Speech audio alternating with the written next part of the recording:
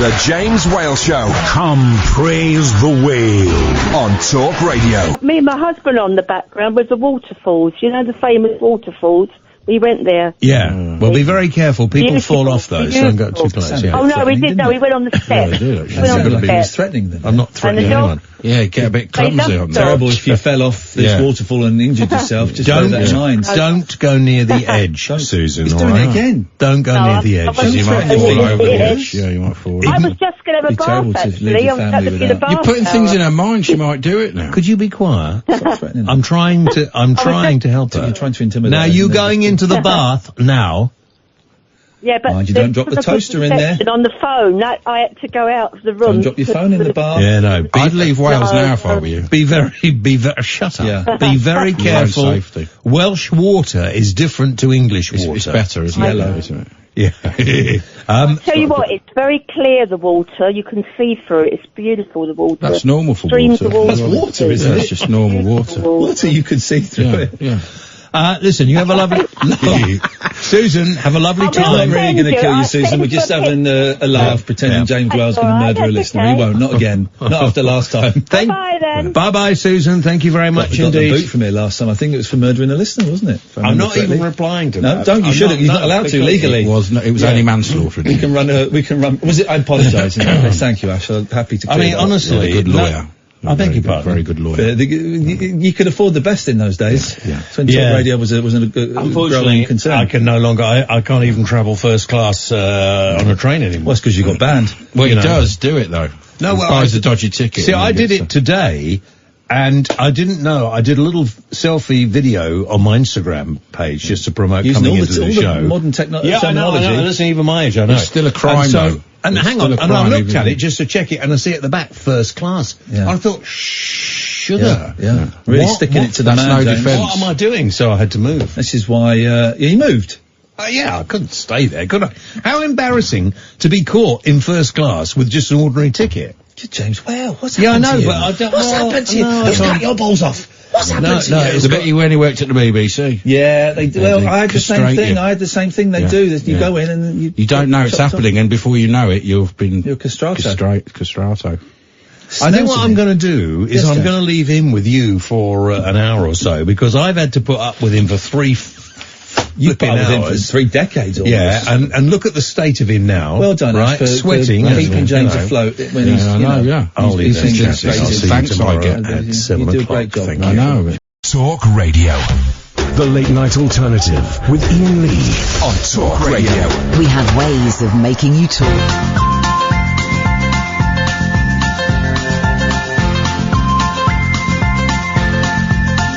There's a voice that keeps on calling me. Down the road is where I'll always be. Every stop I make a new friend. Can't stay for long, just turn around and I'm gone again. Maybe tomorrow I'll wanna settle down. Until tomorrow I'll just keep moving on. Down this road that never seems to end.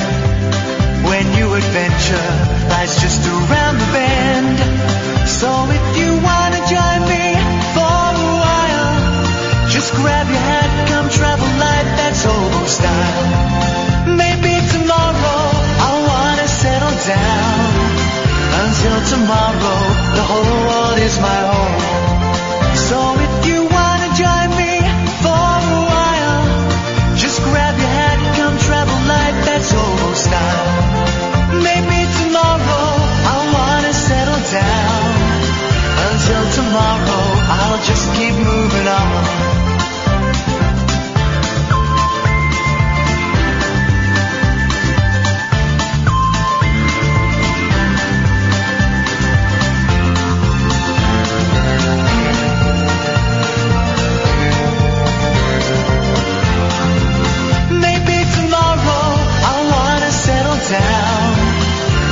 Tomorrow I'll just keep moving on.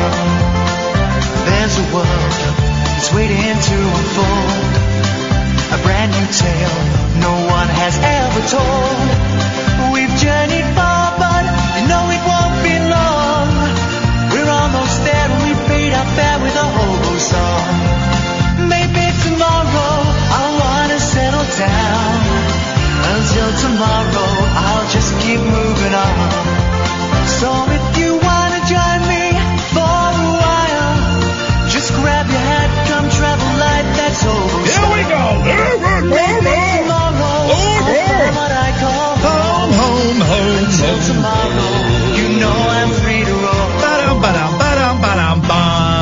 dear listener. My name is Iain Lee. This is the Late Night Alternative on Talk Radio. Every time I come in here, something is different. Today I sound bassy.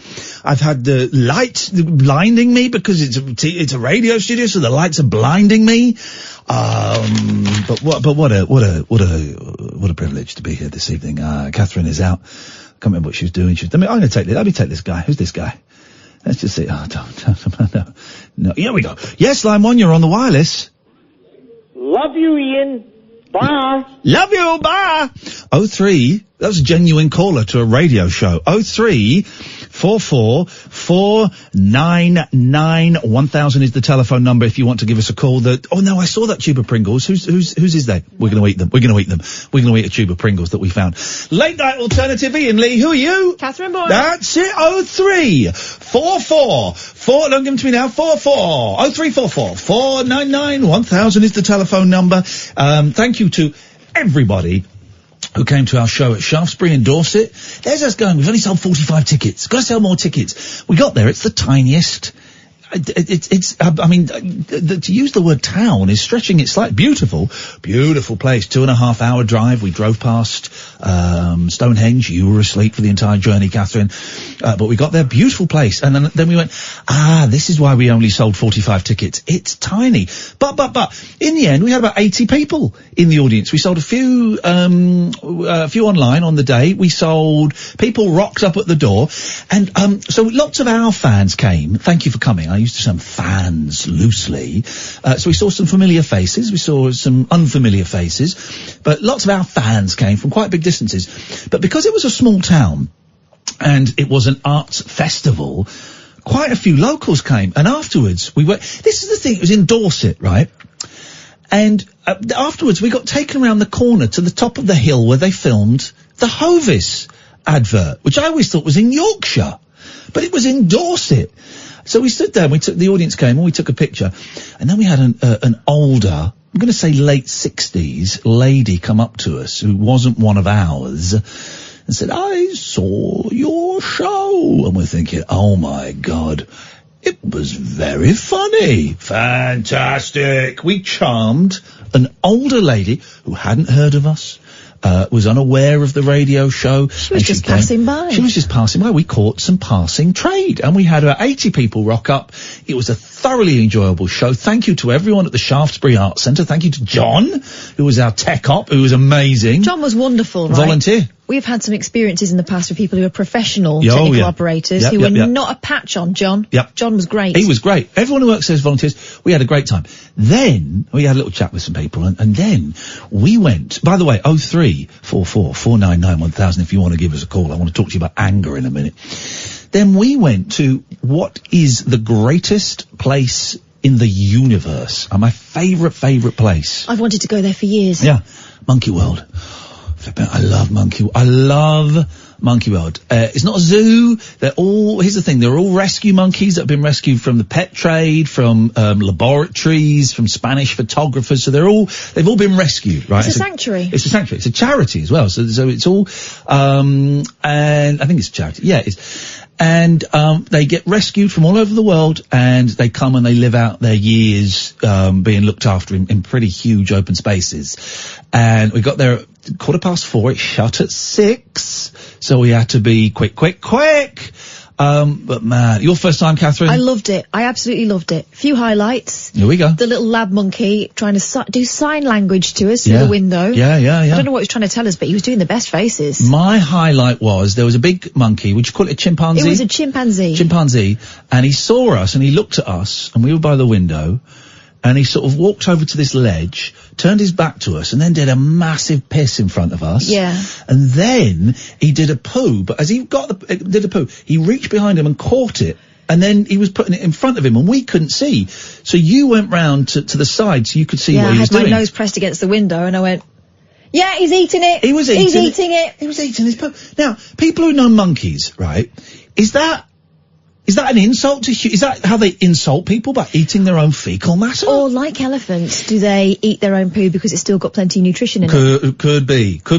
But then you passed Very special test. You passed a test, didn't you, Katherine? Yeah. Do you want to tell the ladies and gentlemen, the boys and girls, the ladles and jelly spoons, what test you passed at Monkey World? Well, the last time No, it wasn't the last time.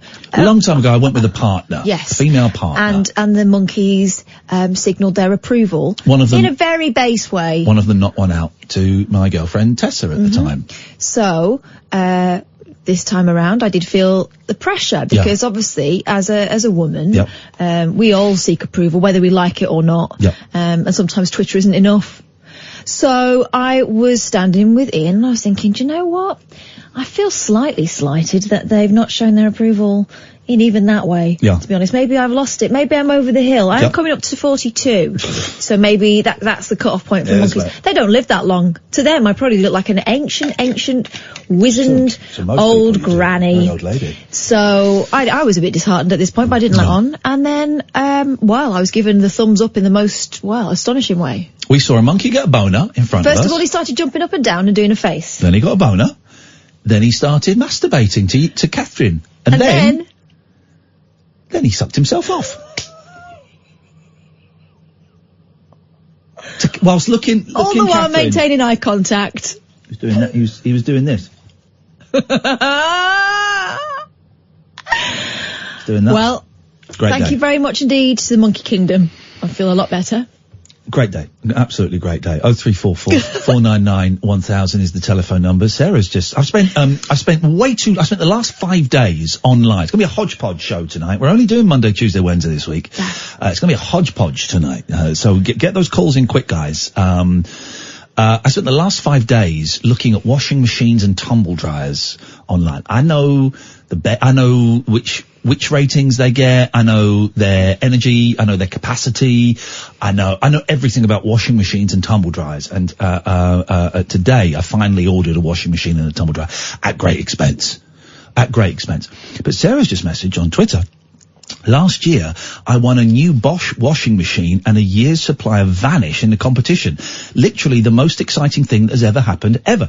That's incredible. My sister once won a year's supply of Guinness. Gosh. Yeah. What that means is they delivered 12 trays of Guinness, which worked out like one a day, I think it was, or something like that. But boy, we used to go around to her flat in, I didn't even like Guinness, but her flat in Finsbury Park as it was at the time, and just can I have some Guinness? Yeah, I got a year's supply of it. I don't drink it. But I'll take this. I'll take this one, Emmy. And, if you've ever won a year's supply of anything, 0344 499 1000. Line 1, you're on the wireless. Hello? Hello, you're on the air. Hello, Iain. Hello, line 1. Hi. Hi there. Yeah, I tweeted you the other day when you was in Shaftesbury about being smiling in the picture. And I just wanted to talk about anger issues because you was talking about being angry. Yes. How do you deal with what's your name? David. David. Welcome, David. Tell me. I'm in East Liverpool and United States at the moment, but... Hang on, you're in East Liverpool of the United States? Yeah.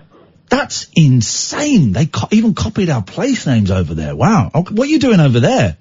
Well, I basically immigrated illegally last year when I went through the process of meeting my wife 3 years ago, and I met her 2 years ago. And beautiful. Well, then it took 13 months to get here, so... Oh, if you're swimming, yes, it will do. Next time I would suggest get a plane.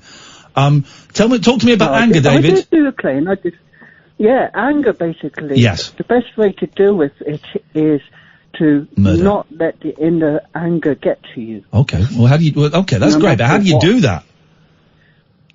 By focusing on something really, really, really, really, really good. It's got to be really, really, really, really good. Yeah, so don't think of the people that bring you down. Yeah. Think of something positive that makes you really smile. Like daytime moons. Well, yes. I love a daytime moon. I still get excited when I see a daytime moon gonna shine like a spoon. It does. You make it sound so easy, David. Well, it's easy because I know how it is to be angry, because I've been angry myself in situations in the past, so I know how it is. Have you ever killed anybody out of anger? And Not killed anyone. I got angry where I got into the situation where I was upset and I got emotionally upset where I had to walk away from people. Yeah. And I had to because obviously that's how bad my anger got. Yeah. Can I ask you, are you related to a woman? Have you got a sister or someone called Andrea? Angela. Angela? No. You didn't sound like Angela. You've got the same accent and everything. You're not, Well, I'm originally from Cornwall. Okay. I don't hear a Colonel accent here. No, she's from Leicester, isn't she? Yeah. You sure you're not from Leicester, Dave? Can you read tarot cards? No, but I know people who can. Yeah, I think you do, your sister. It's uncanny. Alright, so when was the last time you got angry? Last time I got angry was actually last week. Oh, tell me what happened, man. What happened? It was with my mother-in-law. Ooh, mate, tell me.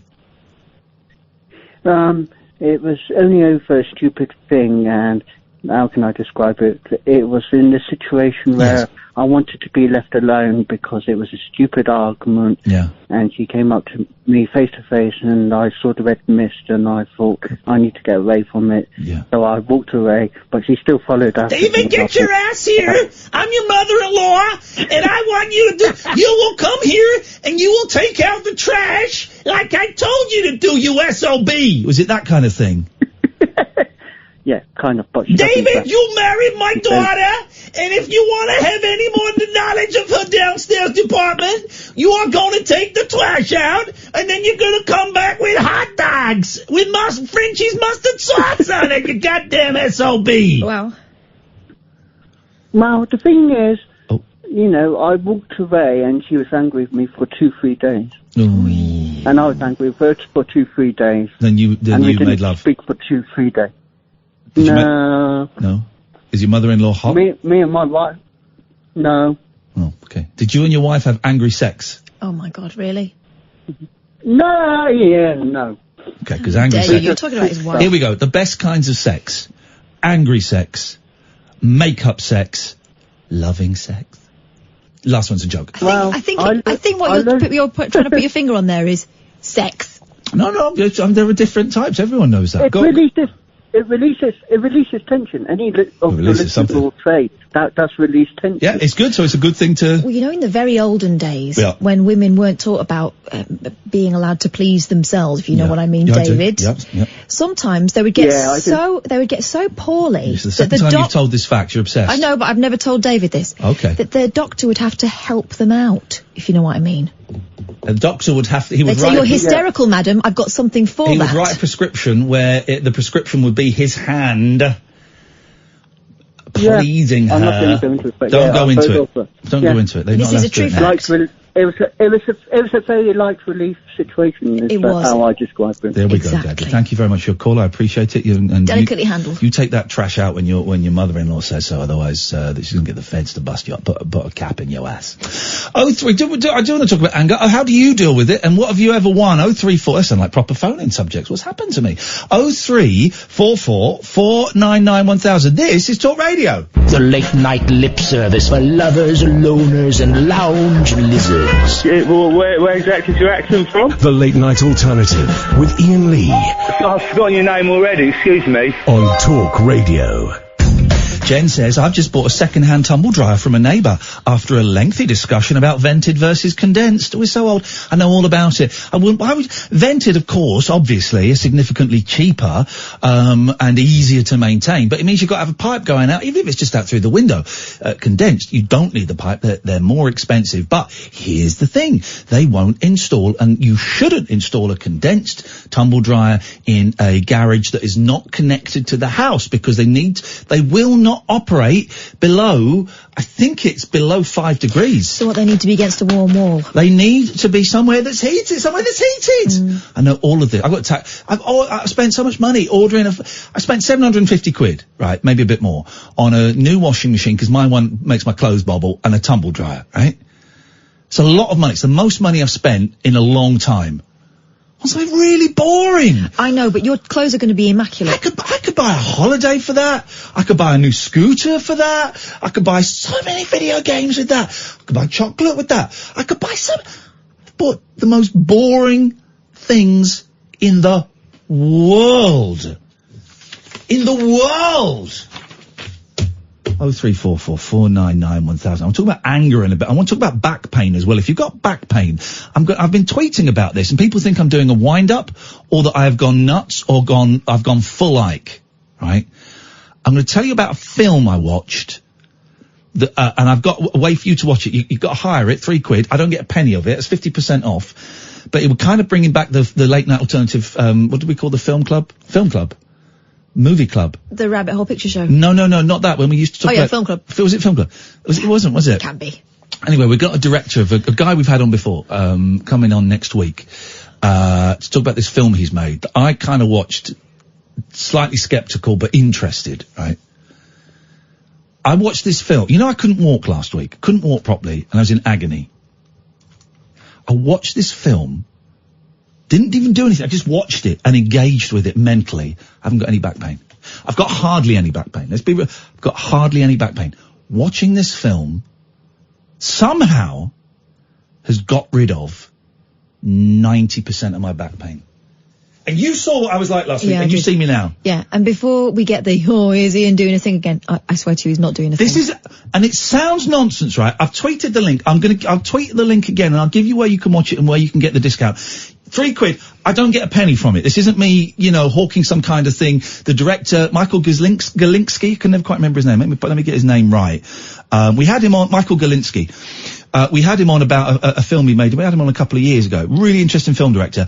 And he's made this film about this doctor, actual genuine doctor, not quack, who's got a completely new idea about pain and what pain is. It reminds me a lot.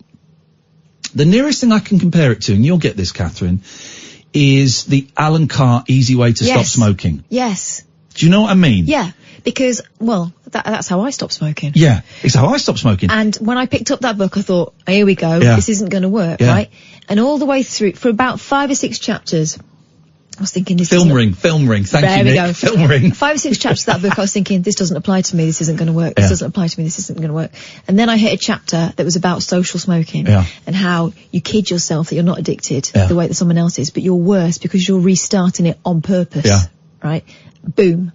And then by the end, this Alan Carr book says, and now have another cigarette and think about what you're doing and think about how it tastes. And I was cheating the book, I wasn't smoking anymore. The whole Alan Carr Easy Way to Stop Smoking is about you don't need to pay for nicotine gum or patches or hypnotism or any of those things. In fact, those things often don't work.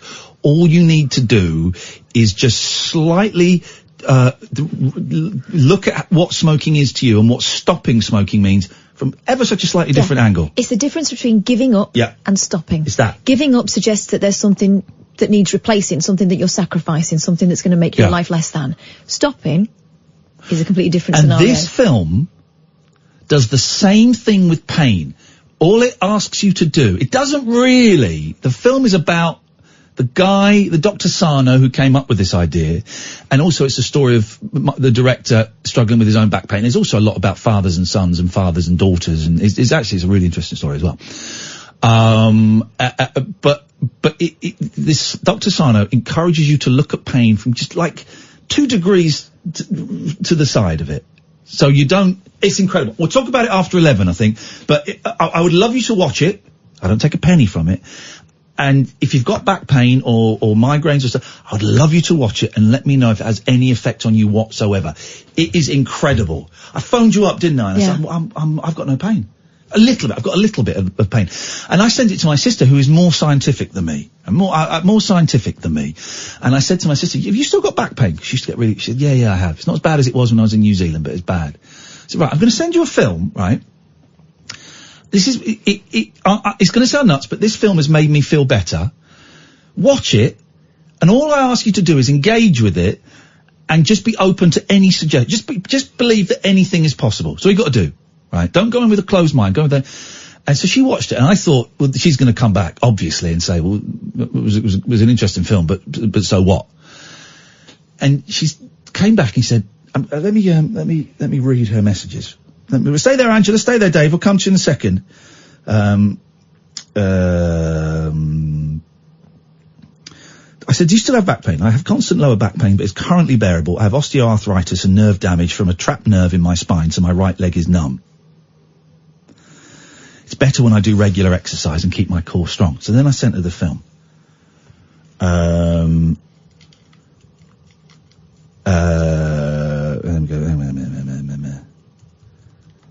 Anyway, so she said that basically, I don't want to read too much because it's a little bit personal, but she talks about how she's got back pain, why she's got back pain, and she goes, I get it, I get totally what this guy's saying, and my back feels better. And she texted, I texted her earlier today, yesterday. She watched it on Friday, what text yes. I said, did your back feel better? I can't believe I'm saying this, but my back does feel better. Like I've let go of the pain. I've ordered this guy's book from the library. I can't wait to read. It's insane, right? And then today she messaged me this morning, how's your back today?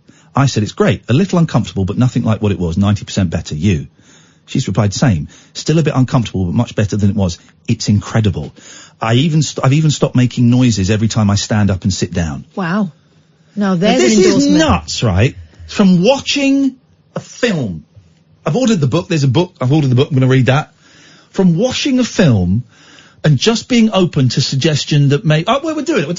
His idea is that the majority of physical pain is repressed trauma. I know it sounds like bullshit. I know it does. I know it sounds like, but to be open to the possibility. He suggests that the majority of back pain in particular, but other pain is repressed trauma. And he will have people, and he says the pain industry doesn't work, right? The people will get put on powerful painkillers, and all they do is kind of numb it, but then you get used to that, so you have to go on more pain. And he says that people will have back surgery, and that might work for a bit, or it might not work at all, or it might work, but the success rate is not great. Or you might go and see a physiotherapist, or you might go, and he says all of that costs money, and it's really, really hit and miss. And he says, now, if you get someone with back pain and they go and get their back x-rayed, yeah, you'll probably see some things rubbing together and a bit. He said, but also if you get people who haven't got back pain and they get their backs x-rayed, you'll see some things rubbing together, and you'll see all of this stuff that is usually there in the pain of someone with back, but the back of someone with back pain. And he said, but some people, there's a country, can't remember what it is, it's in the film. Is it Latvia? That doesn't have whiplash. That whiplash isn't part of the culture, right? So you don't have whiplash. No one gets whiplash. No one gets whiplash, right? Because it's not part of the culture. This reminds me of, was it The Heretics, where they're talking about how is it in Korea, they've got a thing about fans in the room and how that can make you ill. Yeah. And so loads of people are reporting this illness because it's been put into their consciousness, and actually you don't get it anywhere else. Was that what that was? The Will Storr book? You know which one I mean? Yes. Where they were talking about how people were, modifying their fans or not having them in the house or reporting this certain symptoms, and everyone was getting it, but no one else. It's a strange thing. And okay, let's just finding the link. So devil's advocate. Everyone's got stuff, right? So everyone can say, yeah, there's stuff in my past that might have led to my back pain. But the fact that you and Joe are both saying that it's improved. She's sensible. And she is very sensible. She is a sensible woman. She's a great woman. I'm so proud to have her as my sister. And she's bright. She's spot on, about stuff, but she's sensible, right? Whereas I'm an idiot. And she got it. Totally. I'm just trying to find the link to the film. Right. So the film it's only on Vimeo. It might be on Amazon. By the way, we're having problems with the phone again. Yeah, I've got Paul's number, so I'm going to... All right, we've got 4 calls lined up, so something's working, but can we fault report the bloody phones again? If you're trying to ring and it's not working, I apologise. So the film is called All the Rage, directed by Michael Galinsky, and I've got if you go to Vimeo and type in All the Rage, saved by Sarno, Sarno, and you can rent it or you can buy it, and if you type in the code Iain, IAIN, might need a capital I at the start, you get 50% off, right? Let me just check, this is the film I'm talking, the film I am talking about that helped my back pain. There we go. Just retweeted it. Right. If you got back pain, it's £3. Watch it and give me a call and let me know if it has any effect whatsoever. Because this Dr. Sarno, I think he's passed away now. I need to check. This Dr. Sarno and this Michael Galinsky, they are onto something, man. This isn't quack bullshine. This is genuine. It actually has an effect. We're going to take a quick break, then we're going to go to Angela and Anthony and Dave. 0344 499 1000 is the telephone number if you want to give us a call. This is Talk Radio. Late night conversation worth losing sleep over. The Late Night Alternative with Iain Lee on Talk Radio. We have ways of making you talk. Keep trying. If you can't get through, let us know via tweet and we'll get in touch with you somehow. 0344 499 1000. Richard says a placebo effect can be powerful. Well, if it works, it works. Right? Placebo or not, if it works, it works. But this isn't placebo, because a placebo would have to be you taking it wouldn't have to be, excuse me. A placebo is more traditionally you taking a sugar tablet that you're told is a drug. That's generally what a placebo is. This makes you consider pain on an intellectual and emotional level, as opposed to a physical thing. All pain, and it made sense because I used to get migraines a lot, right? I've not had one for a couple of years, touch wood. But I used to get them a lot, and I used to get them from around about the age of 8, which was shortly after my parents split up for the first time. I would get migraines. And it's a known fact that for a lot of people, migraines are tension, their stress, their anxiety, they're all of that. So why is it any great stretch of the imagination to move that pain from your head to your back? Also, hang on very quickly. Also, it's a known fact when you get nervous, you get diarrhea, you get stomach aches, is that what you were going to say? I was going to say my youngest daughter, whenever she's got something that she doesn't want to do coming up at school, or if she has to go, I don't know, whatever it is, she'll tell me she's got a tummy ache, and at first we used to say, oh, she's just making excuses. I believe she has a tummy ache. I think it's a nervous stomach thing. Yeah. So 0344 499 1000. Paul, I'm guessing there's a problem with your phone, Paul, because he's now saying his callback just dropped. I think it's your phone. Paul, right, hang on a minute. I'm gonna call this guy, because he's winding me up. This guy's getting me angry. Speaking of anger, I'm gonna try him. Let's see. Spinning me. I'll come to you in a second, Angela. Hello, Paul. This is Iain Lee. You're live on the radio. Please don't swear. Okay, thank you very much. What the heck is going on with your phone? I don't know. Hello? There he goes again. Paul?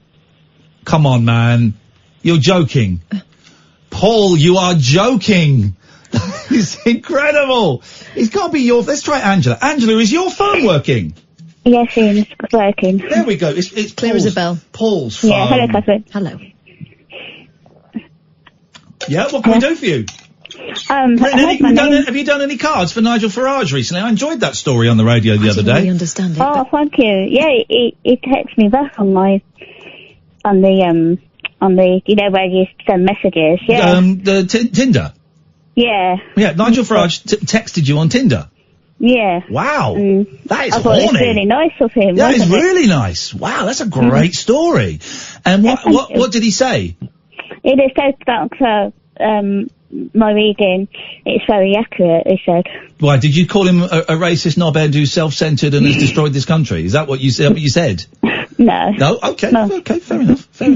Are we allowed to ask what your reading for Nigel Farage said, or is it strictly entre nous? Is it private? No, it's just like, one of Tony is a big fan of Nigel Farage. Who's a big fan? My nephew-in-law. Okay. And he kept pestering me, so I did it. And then I would never say nephew-in-law. I just say nephews and nieces. Yes. But nephew-in-law. Okay, so you know. Okay. Yeah. Okay. And then it went viral, and then he sent me a message back. This is a great story. This is a great story, and this is why I'm not going to go there because that's rude.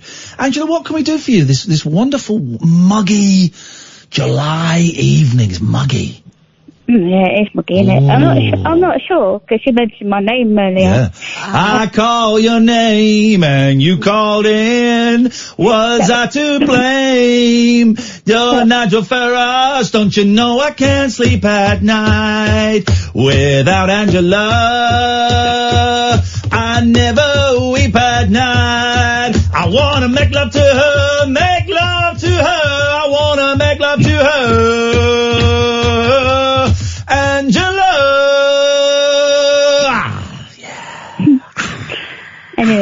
Anyway, yeah, exactly. That's the right response. Go on. Thanks for that. Anyway, that you said it was a nice story.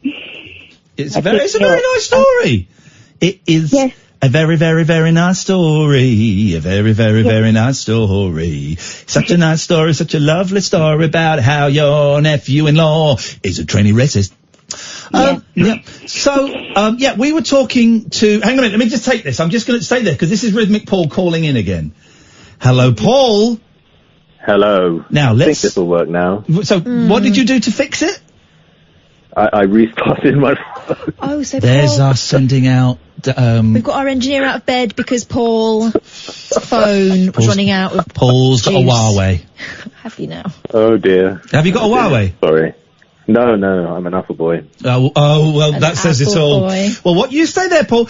Amy's going to call you back, so this call doesn't cost you anything apart from your dignity. Amy, if you wouldn't mind, thank you so much indeed. Yes, Angela, we had a gentleman on called David, who sounded exactly like you. Yeah, I thought that, but no, I've got a brother called Robert, and my partner's called David, but he's downstairs. Okay. And we're back home in Carl. Okay. And your David isn't married to an American lady living in America and fighting with her mum? No. Just for clarification. Okay, all right. Do you want to can you give me one? Hey? Can you give me one now? Quick one? Well, a tarot reading card. Yeah, please. Thank you. Yeah, that's what I meant. I don't know what you thought I meant. Well, have had some ideas for you. You need to, you know that thing you're thinking about that I've been telling you for years? Hang on. Whoa. So, what thing I've been thinking about? The business proposition you were thinking about the other day. Okay, was I thinking about a business proposition? That's what I was getting through a couple of times. Okay, so a business proposition. Okay, there is some talk of some changes in business. Yes. Okay. Yeah. And it's more like it's an extra. It's a kind of a decision you have to make. Yes. It's important to you. Yes. And this will bring a lot of people. It will help a lot of other people to gain a bit of money around the issue. A bit of money around the issue. Yeah. Will it? But can you tell me what this decision is? You might employ other people to help you out. Jeez, I've never employed anyone in my life. I can't be an employer. I don't have the skills or the wherewithal. But someone around you wants to help you with it. I don't. We will. Would you help me, Angela? I would, but I'm in cough. She's a bit busy, mate. Okay, all right. Oh, yeah.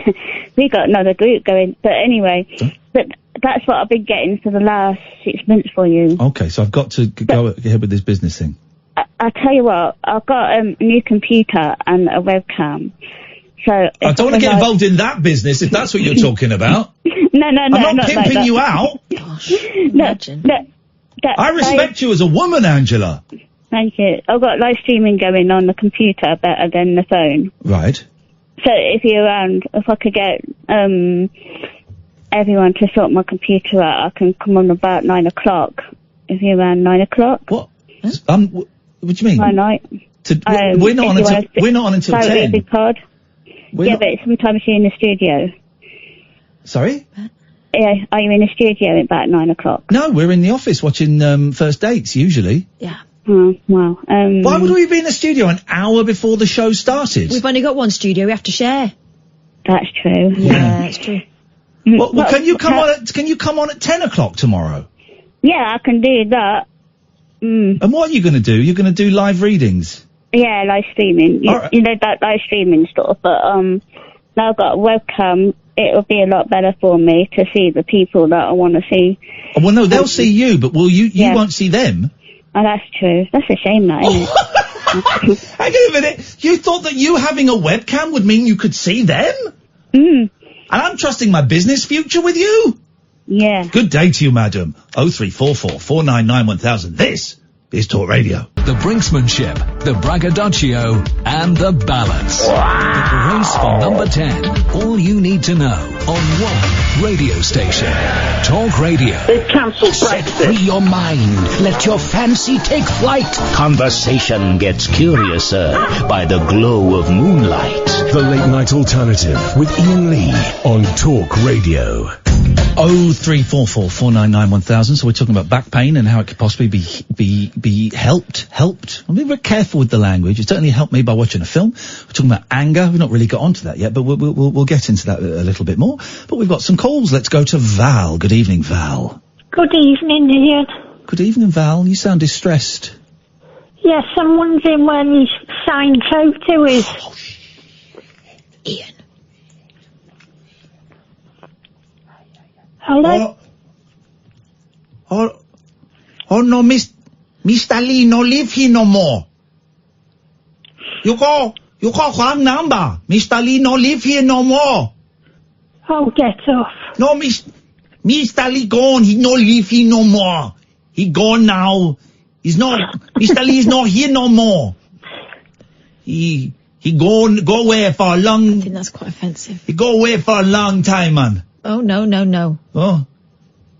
Mr. Lee is not here. Oh, Val! That's the most wrong on, right on thing you've ever said. You can't say that word, Val. Oh, sorry. That's okay. You can't say that word. Dearie me. Dearie. I don't know if I can send photos to a racist, can I? Can I do that? I keep forgetting because last week was the strangest week of I've got excuses coming out my ears. Katherine, it's Katherine's fault. She has not reminded me. You said you were going to do it the very next day. You were going to remind me. Okay. Can you send... Here we go, Val. Katherine, can you send me a text tomorrow to remind me to do that picture, please? Why don't I send you an email now? No, because Val's telling me now. I'll forget. I'm an artist. I'm living a very extravagant lifestyle, not because of that.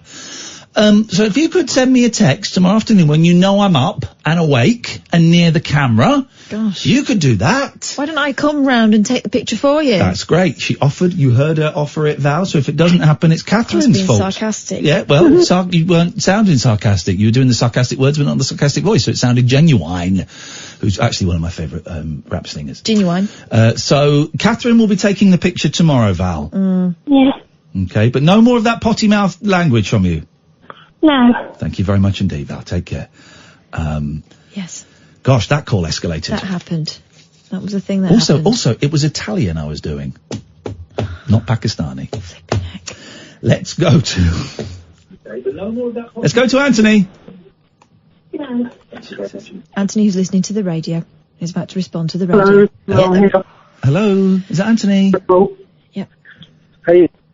Hello, Anthony. First time I called yourself, radio station, I'm usually listening to LBC, Lesbian Broadcasting Corporation. Oh, there we go. Yeah, how are you doing? Happy Pride, everyone. What do you mean by lesbian? What do you mean by Lesbian Broadcasting Corporation?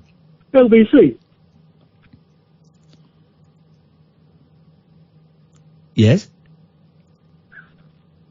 I don't get. Oh, he's hung up. Guessing maybe that joke didn't go down. Right, so we've had... I think LBC probably dig that kind of humour. We've had racism and homophobia in the two... All we need now is Paul to make a joke about people in wheelchairs, and we've got a full house. And knowing Paul, he probably will. He's terrible for that. Did you hear the undumped version of the first call, Paul? I did. I think you might have done. Gosh, that came from nowhere. And then the Lesbian Broadcasting Corporation. Wow. Extraordinary. What a world. Paul, cleanse our palate, please, with your lovely attitude and vibes. What you got for us tonight? Well, I was calling about anger and back pain, as you mentioned, the whole back pain thing. Yeah. Where do I start? Let's start with the back pain, unless they're connected, which maybe they are. Well, I think they are. Yeah. In all honesty. But let me see. Was I starting with anger? I was. Well, you're starting with memory. Paul, what is wrong with you tonight? Well, I've just been berated by my wife for making too much noise because my in-laws are in the room next door. Is your mother-in-law arguing with you to put the trash out and get hot dogs like a previous caller was having to endure? Okay, no, indeed, no. Okay, well, nice and quietly. Go on, what's... Yeah. So just talk. Let's see where we go. What's going on, Paul? Tell us all about it. Come on, Paul, let's hear it. You're not helping the matters. Let the lad speak. He's shy. He's been chastised by his wife. Oh dear, yeah. Loves it. Leaves on a stream. Oh, If you picture all of this stuff, emotion in general, just passing you by like leaves on a stream, and as they pass you by, you identify the emotion, acknowledge it, and let it go. Yeah. As opposed to owning it, holding on to it, and doing all of that non-for agreement stuff. Yeah. You know, taking things personally and, you know, making assumptions and not expressing yourself and all of that. Leaves on a stream. Or, as is also discussed in the books by the same magnificent author, you can indulge in the emotion, but knowing full well that at any time you can choose to remove yourself and establish an equilibrium once again. Here's the thing, right? I thoroughly I'm kind of evangelizing ever so slightly about this film, the Michael Galinsky film, because it's either an incredible coincidence or it has had a profound effect on my physical being, right? And actually made me question quite a lot of other things. It's a really good film. You might enjoy it, Paul. I don't know if you've seen it. You might enjoy it. But maybe it's a coincidence that I watched it and my back felt better, and my sister watched it and her back felt better. Maybe it's a coincidence. I'm certainly open to that, right? But it talks about, but it talks a lot about repressed. Last week, Paul, without going into too much detail, but last week, saying that I was bisexual on air, it has been it's been the strangest week that I've had in a long, long time. For a start, on Instagram, I was getting hit on by young men. And I don't respond well to the "hey, do you want to F?" I don't respond well, and I'm not into, I'm not into hot young men. It's not my thing. I'm going out with a woman at the moment, and I'm very happy in that relationship. But so that was happening. I was getting, tweets of support. It's been in the papers. There's been all of that. There's also been a weird aspect of welcome to the community. I just got sent a book. We heard you coming out, and we just wanted to send you this book about the history of LGBT and welcome you to a great community. And are you going to Pride? And no. I'm the community I'm part of is the human race community. That's it. I'm not suddenly now going to be, going to gay bars and hanging out with bi people. It's not the plan, right? It seems that some people have read the coming out thing as cutting the ribbon. So let's go shopping, when actually he's just acknowledging something that's always been there. I'm not putting words into your mouth by saying that, am I, Ian? No. So there's been all that. So it's been, but the ultimate thing is, that it's been very, very freeing, right? And it has released a lot of stress and a lot of trauma and a lot of shame, right? So it's been a really freeing week. On a completely separate note, right? I've also been dealing with someone this last week, pretty much the last week, that has completely unrelated to this, but this person, he has got me so angry, right?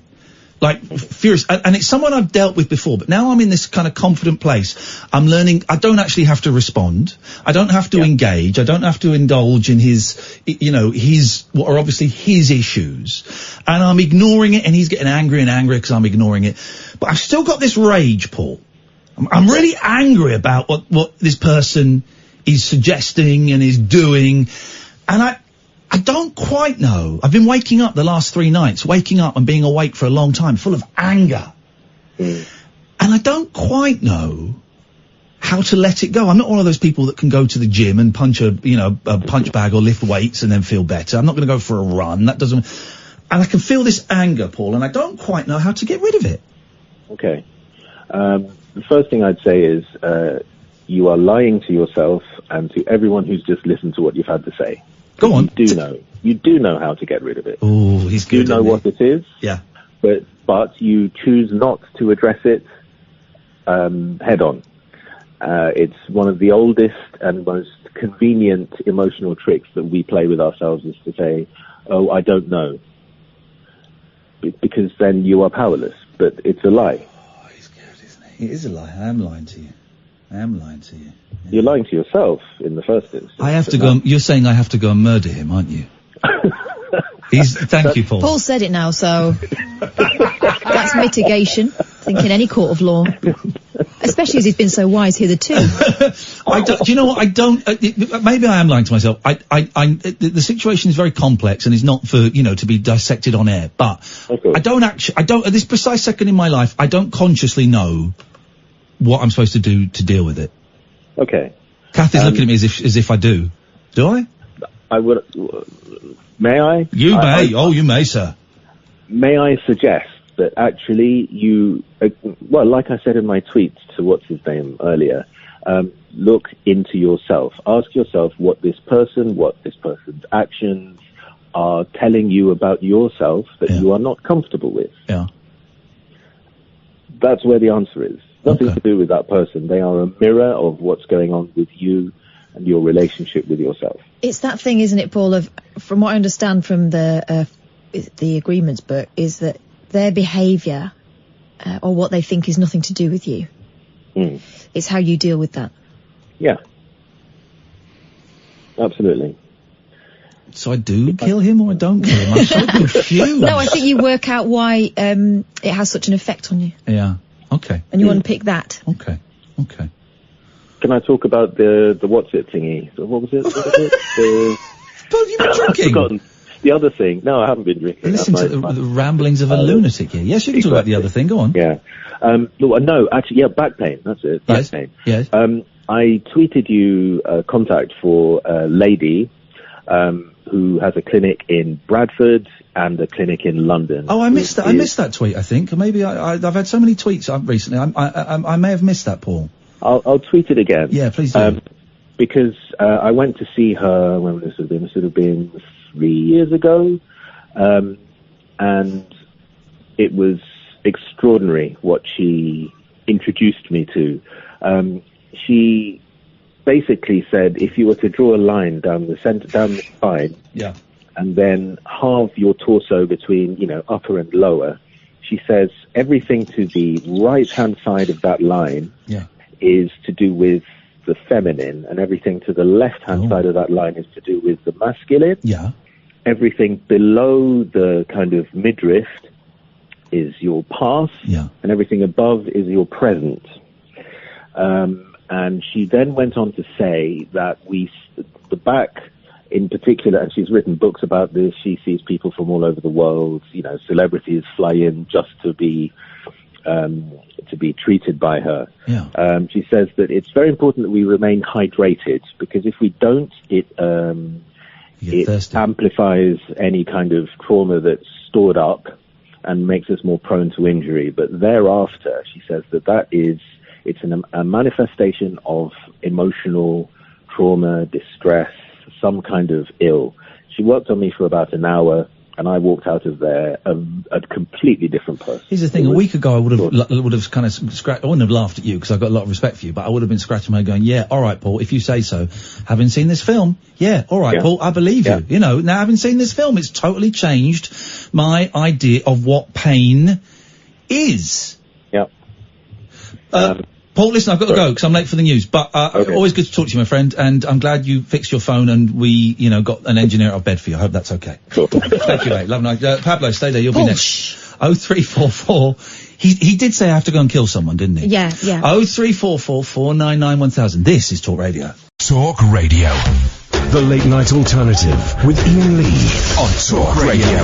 We have ways of making you talk. Well, I'm not the kind to kiss and tell, but I've been seen with fire up. I've never been with anything less than a 9. So fine, I've been on fire with Sally Field, gone past with a girl named Bo, but somehow they just don't end up as mine.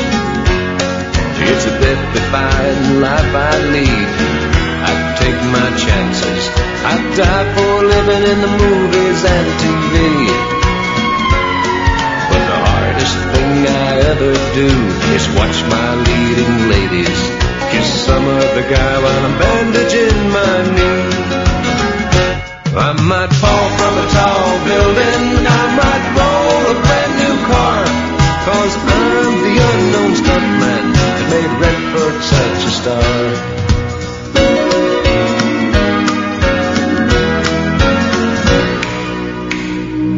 I've never spent much time in school, but I taught ladies plenty.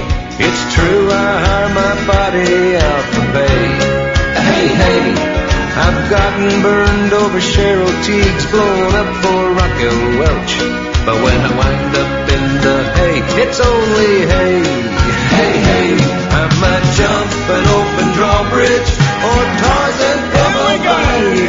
'Cause I'm the unknown stuntman that makes Eastwood look so fat. 0344 499 1000. Yes. Wow. 0344 499 1000 is the telephone number. So we've talked about anger. I'm getting better with anger. I think you are. Getting significantly better with anger. This last week has been. Weight has come off. Different weight has come and taken. I was asked to go on Lorraine to talk about it. I was asked to go on Loose Women to talk about it. I was asked to go on Victoria Derbyshire to talk about it. Last week I said I was going to they give you 250 quid. I got that wrong. Turned out I was offered £1,000. I was offered £1,000 to go on Loose Women or Lorraine. I don't think Derbyshire would have paid anywhere near that as much to go and talk about me coming out. And I went, nah. I had a film company got in touch. The film company that made, couple of really good documentaries. Can't think what they were. Do you want to make a documentary about? Nah. Why? I'm not saying it's private because I've said it on air. So but no, it's done. I've done it now. I don't want any other work I do will be with my family, with my partner, and with my therapist. Yeah. Yes, I'm done. They probably wouldn't do this, but when you told me about it, I thought, oh, they're going to take him to Soho and sort of do the kind of newbie thing with him and. Yeah. I mean, that might have been the suggestion, but otherwise it's a very, it'll be a very quiet documentary, wouldn't it? So, well, the documentary would be, I mean, the Loose Women, you can just imagine, though, Colleen Nolan going, so, go on then. What? Go on. What? How many dicks you had in your mouth? Oh my God. Oh, Lorraine, if I did any of them, be Lorraine, because I like the Loose Women as well. And Lorraine had a lot of time for you. I like Lorraine a lot. She has been so kind to me. I don't know her particularly well, but she's been very kind to me. But, I mean, the waving of £1,000, you kind of think, £1,000? Nah, I mean, well, you never say never, but there's a precise moment in time. A few people going, buy for likes, just doing it, just the ratings have dropped, so. No, why would no? Do you know what? There's been a lot of stuff on Twitter, and I've really had to resist getting involved because people take it really like it's been a bit of sexy fun for everyone, right? Yeah. But I know what's been going on behind the scenes, and I know how much courage that took. It really pisses me off when people kind of making jokes about it or being flippant like that, or suggesting that you're doing it for effect. I just mute and block. You don't need to. You stood up for me a lot this weekend, and I really appreciate it. But you don't need to mute and block.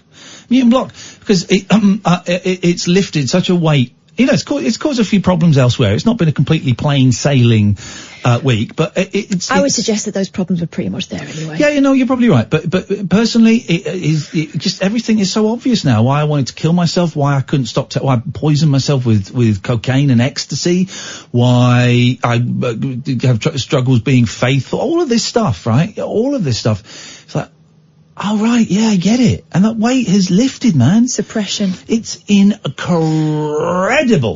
I think that you're a different person. Well, you're not a different person, you're the same person, but you're a freer person, and it's a joy to see. But thank you, everyone, for your nice tweets and stuff, and everyone who sent snarky tweets. Maybe it's a phase you're going through. Yeah, maybe you're blocked. You know, it's fine. I don't really care. Well, let's hope being a dick is a phase for them. Honestly, I don't really care, so thank you. Thank you. And if we get some more listeners out of it, I'm not gonna complain about it, but that's certainly not the reason. I'd said the most embarrassing, shameful thing I've ever said on radio. In my mind, I know it's not embarrassing and shameful, but that's what it felt at the time. Yeah, I thought you said something really interesting. Was it today or yesterday? It's probably every day, actually. No, but you said this honesty thing. Everyone should try it. Oh, yeah. Oh, being honest, like 100% down the line, honest. Not being rude, not going, oh, you look fat. Mm-hmm. Or I never really liked hanging out. No. But, you know, being respectful of boundaries and things, but being honest, you know. Let's go to Dave. Good evening, Dave. Hello, mate. Hello, Dave. What can we do for you tonight? Well, I just want to say that I've been a big fan of yours for years. Yes. See if you can believe that. I can believe it. I'm a very talented performer that a lot of people like. What was that Sunday thing you did years ago? But it's Katie Putt trick or something, I don't know. No. Right, that weren't you then. Sorry, I got the wrong number. Yeah, no, you got the wrong number. Anyhow. No, I get confused. People confuse me with a lot of people that were kind of bubbling around in the late 90s, early 2000s. You're thinking, was it called The Sunday Show? That was it, mate. That was it. Yeah, that wasn't me. Dennis Pennis was on it. Katie Putt may have done it. It was, I don't know if she did. Rona Cameron, I think, did it for a bit. I remember that. And the lady with long frizzy hair, I always used to think was very funny. What was her name? Someone tweet me. What was her name? Rona, maybe it was... Jenny Ross. No. Paul Tonkinson. Yep. Katie Puckrick. Donna McPhail. Donna McPhail. She's great. Donna McPhail was great. Katie Puckrick was on there. Okay. But yes, I get people confuse me with a lot of those programs, The Rise and The Big Breakfast and all of that stuff. But we're all good. We're all good. Yeah, and I'm the same age as you anyway, mate, so I've followed you for your illustrious career. Thank you. Anyhow, mate, I just want to say, I'll just thank you for your honesty about all your problems. Thank you. You know, like your squirty bum bum and Yes. your drug taking and that. Yes. And me being an alcoholic. Oh. You give me the strength. Here we go. To back it up. No, shut up, man. Really? Yeah, honestly, mate. Honestly, I listened to you. I thought, right, if you can talk like that to, millions and millions of listeners you've got. Yeah. Okay. You know, that's just wrong, you know, that's not even true. But, It's you know what I mean? Dozens, literally tens. It's just me, you and Kath, Dave. That's it. The three of us. Katherine, Even Amy's listening to LBC on the other side of the glass. What's the ball? You're a dick. You're a dick, Dave. If I were you, go back on the booze. I mean, seriously, what an absolute prick. Well. What an absolute prick. Is that really the best you got? From the start, David. From the start, I thought you were a wrong un. And then you say something really nice, and then you make a joke about masturbating because you're speaking to a woman and you've never spoken to a woman before. What an absolute bell cheese. Where was the humour in that, Dave? Where was it? Dave, shut your face, you scumbag. No one can hear you, right? Tell me, I don't believe you're an alcoholic. I don't believe you've got any issues like that. Where do you get off speaking to not only my best mate, but also one of the best broadcasters in this country? Where do you get off saying that because you're talking to her, you'll knock one out? How does that work, mate? If Monkey didn't do it, she would have been offended. Right. So you saying it was a joke, you idiot? You saying that you'll knock one out for her? Well, why ain't mine a joke then? Because it's disgusting. What? Are you that thick, David? Are you that thick? Goodbye. Thanks for your call. Goodbye. Thanks for your call. Jesus. More work to be done, Dave. More work to be done. Don't go back on the booze. I retract that immediately. I retract that. That was not a pleasant thing to say, and I shouldn't have said that. Anger. Yeah. Anger. I shouldn't have said that. Don't go back on the booze. Stay clean and you'll get there. That also kind of bears out what we were talking about last week about some people listen to the way that we talk to each other and read it wrong. Now I'm worried I was too harsh with him because he was obviously making a very badly judged joke. Yeah, exactly. Just getting back. It's getting back. I want to keep it's getting back. I'm going to keep my side of the street clean. So I don't want him to have a relapse and be able to point the finger at me. So let's keep our side of the street clean. This is what it's all about, guys. This is what it's all about. Let's tell him I want to apologise to him, Amy. I'm not going to. I was a badly. But thank you for jumping in. Oh, shut up. Shut up, you silly tart. Oh, okay, yeah. See, this is the problem. Yeah. Dave may not want to come back on, and which is absolutely fine if Dave doesn't want to come back on. But it was anger. It was defending the mate there, you see. But here we go. All right. Dave, I would like to apologise for telling you to get back on the booze. Don't whatever you do, get back on the booze. I apologise for shouting at you. I think I may have slightly misread the situation that you were doing a very poorly judged joke, and so it was inappropriate to say what you said, but I apologise for losing my rag.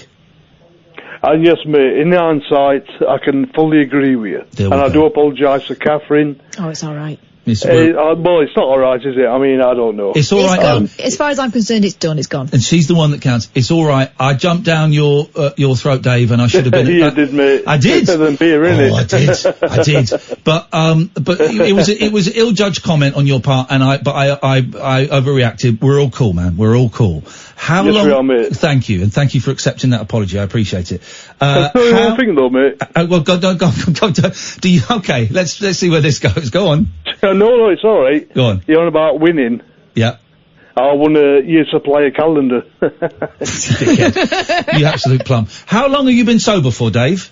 It's about 2 weeks. Okay. It's been hell on earth. Yeah, of course it is. I listen to you a lot. I really do. And I think when you were in Jungle, and then that fella rung up about suicide. Yeah. And you were in Daily Star. Yeah. And that's, like I said, I've been a big fan of yours for years. I'm not going to lie to you. I'll blow smoke up your bum. Okay. Right? You're obsessed with my second time you mentioned it. Yeah, so I thought, as I listened to you, and you went about your drugs, and you went about your prostrates and stuff, and, you know, stuff you've gone through. Yeah. And I thought, well, if he can do it, I'm going to do it. And you've done me a service, mate. You really have. Dave, I really appreciate that. I thank you for accepting my apology. No, you're all right, mate. I'm an idiot anyhow. Well, we're all idiots. That's why we do the show. But listen, I want you to just bear this in mind. You, me and Kath, we are completely cool. Don't in any way allow this last 5 minutes to put in a seed of, well, maybe I'll go and have a beer. I shouldn't have said to you, and to my shame, I should not have said to you, go back on the booze. That was out of order. I'll tell you something, mate. It's not going to change out. I'm going for it. Good. And then, I know, I accept your apology. I appreciate it. Thank you. You don't have to apologise for me, mate. Yeah, honestly. I do. I was out of order. Give us a call when you're a month. I will do, mate. In a couple of weeks. Nice one, Dave. I'll speak to you then. Thank you. Thanks, Dave. He's a nice guy. It was a badly judged joke, and I overreacted, and then that's how you deal with these situations. Yeah, it was a call back to the monkey from the start of the show. That is how you deal with these situations, and well done, Ian, for coming back on. Right. Whoa. We got Anthony. We got Pablo. This is the Late Night Alternative on Talk Radio. After hours amusement for anarchists, air hostesses, and jet-lagged Antipodeans. G'day, Cobbers. Can I crash on your floor? The Late Night Alternative with Ian Lee on Talk Radio. We got sent a package. We'll open that in a little bit. We've got a couple of calls first, and then we will open the package live on air. I hope it's not anthrax or anything dangerous like that that's gonna kill us. Good evening, Pablo. Hip hip, how do? Very, very well indeed, Pabs. What have you got for us? Not much. Aside from what I was calling about, just say, obviously with your,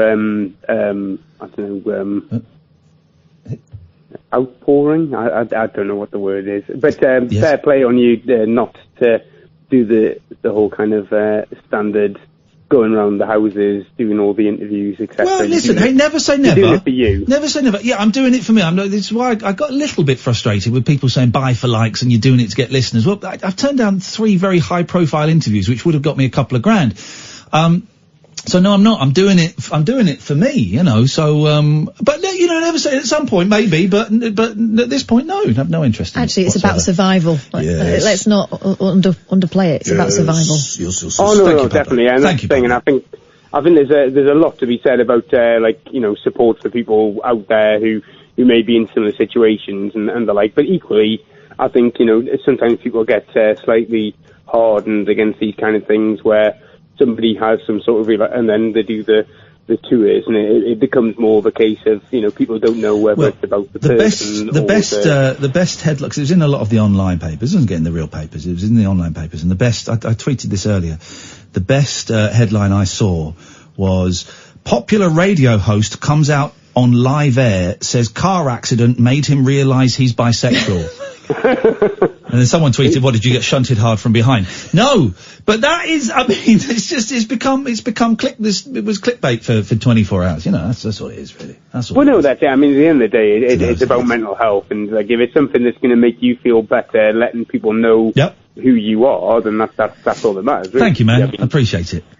Anything in between is just yesterday's chip papers. Yes, exactly. I really fancy proper chips as well, actually. Anyway, what did you call in for? I called in about anger. I called in about rage. Yeah, go on, give it to me. Well, no, as a young person, I was very affected by the red mist. I used to be known as the angry one. Yeah. Don't cross him. He'll get upset and he'll come at you, type of thing. Yeah. And then I had a complete turnaround after.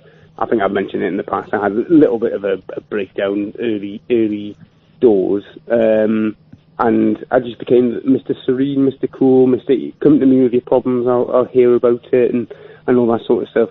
And now I've got into my kind of mid to late 30s. I'm starting to feel the rage again, but it's kind of like an impotent rage. Yeah. Where it's kind of like, that makes me angry, but I can't be bothered to feel angry about this. There's nothing that's going to make a difference about it. So I'll just kind of miser on. But yeah, but I'm kind of feeling it more, but I don't have the bounds of youth to fuel it. I think I'm just scrolling through Facebook. And I think I may have just found something that's going to cheer us all up. Can you indulge me for a second, Pablo? Katherine, would you mind? Of course. This is Karen Carpenter playing the drums.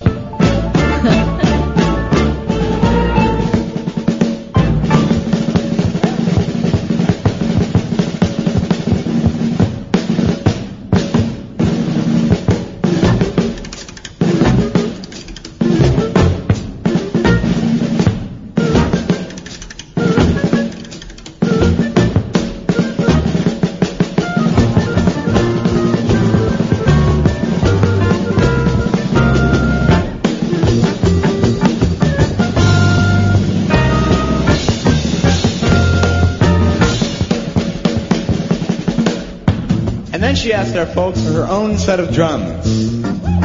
That was her on one drum, by the way. Here we go. Now she's got a full kit. Here we go.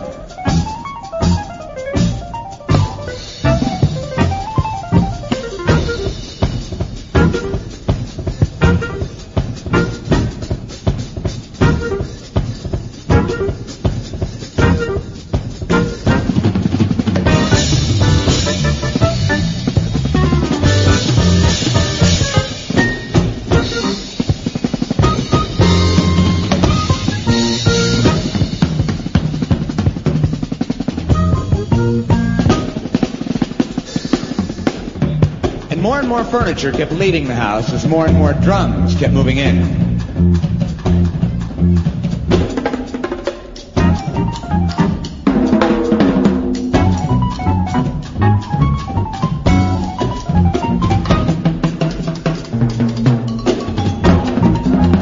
Karen Carpenter on the drums, ladies and gentlemen. How can that not cheer you up? My God, my God. Jazzy drum. Wouldn't it be great if we could say, by the way, next week, she can't be in the studio, but we've got her on the line. We're going to have Karen Carpenter on the show next Tuesday at 11 o'clock. It's all the way from Los Angeles, California. Wouldn't that be amazing? I've sat 2 foot away from Karen Carpenter and Richard Carpenter, but Karen Carpenter. Although I was more impressed at meeting Sarah Brightman and Bernie Clifton in his comedy Ostrich that very same day. What a day. What a day. Living the dream. Pablo, thank you very much indeed. Let's go. Did we do the 1/4 break? We did. That's unusual for me. Let's go to Anthony. Good evening, Anthony. I just want to ask, is Richard Branson a virgin, by any chance? Even though he owns Virgin? No, I think he's had sex with loads of women. I don't know, mate. Well, he's a good-looking guy, and he's a multi-millionaire, and he's often married seen for a long time. Yeah, so I would imagine, and he's got kids that are biologically his. So yeah, he's definitely had sex. Okay, he's not a virgin. Okay, no problem. He's not a virgin. I think we can say safely that he's not a virgin. I know where your confusion is, Anthony, because he owns the company Virgin. Is that what your confusion is? He owns the company Virgin, and you were just hoping that he was in the same. You were hoping he was in the same club as you, as a virgin. But no, he's not. No. I suppose he was a virgin first. Oh, everybody's a virgin first. Before he opened Virgin. Before he opened a lady's legs. Virgin. Yes, everybody's a virgin first. Okay. Does anyone know what age he popped his cherry? I don't know what age he popped his cherry. Why are you so interested, Anthony? No, I'm just saying, because my brother used to work for Virgin Records. He used to be EMI. Well, no, he used to be Virgin. Yeah, I know it did. Yeah. Okay, thank you. Thank you, Anthony. Really, I'm going to say that is in probably the top 3 calls I've ever taken. Okay, no problem. Top 3 shit calls I've ever taken. Well, why is it shit? Because it's not funny. It's dull. Come on, you can ask you, how big are you, by any chance? He's about 6'4". No, down below. Oh, I don't measure my penis, Anthony, because I'm not a 12-year-old. And you just lost it in Venus, did you? Sorry? You lost it in Venus, did you? I love getting Venus. What does he say? I don't know. He's just saying words now. He's put the phone down. I don't measure my penis because I'm not 12. We were talking about Adrian Mole the other day, weren't we? We were. Yeah. And now there were too many follow-ups. Yeah. Too many follow-ups. There's a musical now of Adrian Mole. But for some people, that stuff is still comedy. The worst calls I've ever taken. I mean, that was like the sort of jokes that my daughter's 11-year-old classmates would tell, and you could give them some allowance, wouldn't you? Oh man, alive. A grown-up person. I I tried to find it online. I can't. So I'll talk about the Beatles playing Paris tomorrow, and I'll bring the CD in because it's quite remarkable. It rewrites. I played you some of it. So Virgins. Beatles. I don't know what age they pop their cherries. Beatles concerts, as we know, it's all screaming. It's all screaming, so they couldn't hear themselves play. Except it's not. I found a bootleg today, recording, and I can't. If anyone can find a good quality version, don't tweet me a low quality version of it on YouTube. I found the low quality version of it on YouTube. Tweet me if someone sends me a bad quality version or the wrong show. I'm blocking you straight away. Right? If you can find the good quality 1964 Beatles live in Paris, the good quality one, where there's silence. There's silence while they're playing, and even when Macca does the silence, then after the song, the crowd go nuts. The crowd are loving it, but it's primarily men, and the crowd are loving it, but they're loving it as a concert. You know, as we'd know a concert sort of now. Silent while it's on. She loves you, yeah, yeah, yeah, yeah.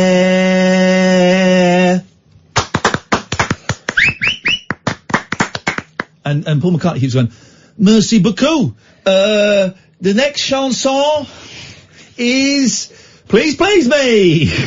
But I'd never heard anything like it. And when we were listening to it, we agreed, didn't we, that it took a lot of the excitement out of it, not having the screaming. Yeah, it sounded quite, just a bit, it was okay, but it was fascinating. It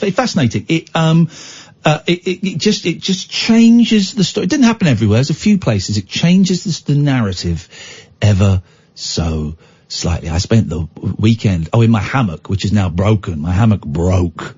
Guys, I've had it for 2 months and it broke. But I spent a lot of this weekend when we weren't driving around like lunatics, sat in my hammock reading a book by a Dutch guy whose first name is Azing, about Beatles bootlegs. That's the life I'm living, and I'm loving this life. 0344 499 1000. We're gonna open a package live on air in a second. This is Talk Radio. Whispering lunar incantations for cross-parents, cross-dressers. Yeah, did you know this about me? And cross-rail workers. Steel and polycarbonate. The Late Night Alternative with Iain Lee. I've got a very poor internet connection. On Talk Radio. 0344 499 1000. So, we have been sent a package. I'm holding the package up. It is here. Thank you very much. Whoever sent this, we like to get gifts. These are exciting times. Sorry? These are exciting times. It's a rectangular box for the attention Mr. Iain and Miss Katherine. Lovely box with a red ribbon on. Warning, may contain spirit or ectoplasm. What? Whoa, what is this? What is this?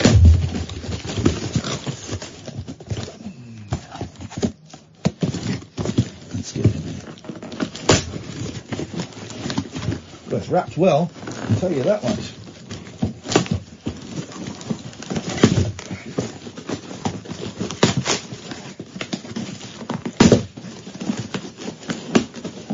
We're getting in there. It's like a kid at Christmas. There we go. Wrapped in lovely red. Ah! Ah! Ah! Something wrong? It's that flipping doll, Katherine!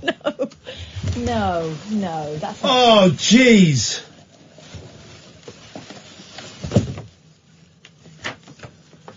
Don't point it in my direction. With love from Kathy Doll. Dear Mr. Iain and Miss Kath, I'm sorry for all the trouble I caused with the wing mirror, the bad back, and the dodgy new studio. It smells of sulphur. I hope one of you will take care of me. Not me. Not me. I've been exorcised by Father Ted Crilly of Craggy Island, so I'm no longer evil. All I want is someone to love me. I will never be alone again.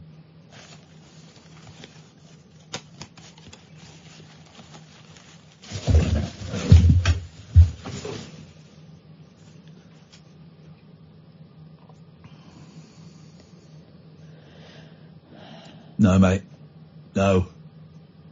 No, mate. No, mate, no. No, mate. No, mate. No.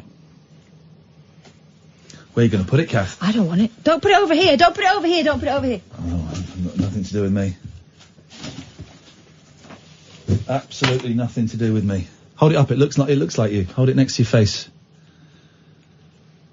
It does look like, and it's wearing the same colour as you. You've got the same clothes on. This is insane. I've got to take a picture. You've got the same clothes on, Katherine. It's meant to be. It is meant to be.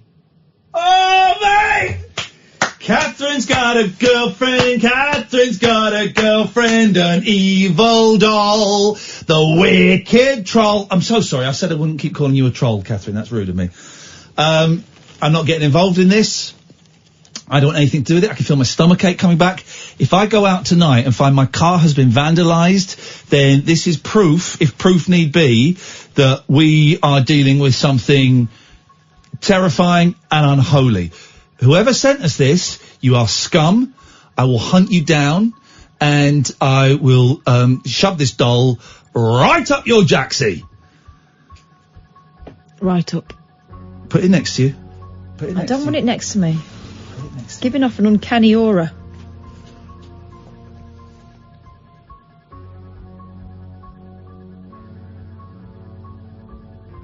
Across the UK, online.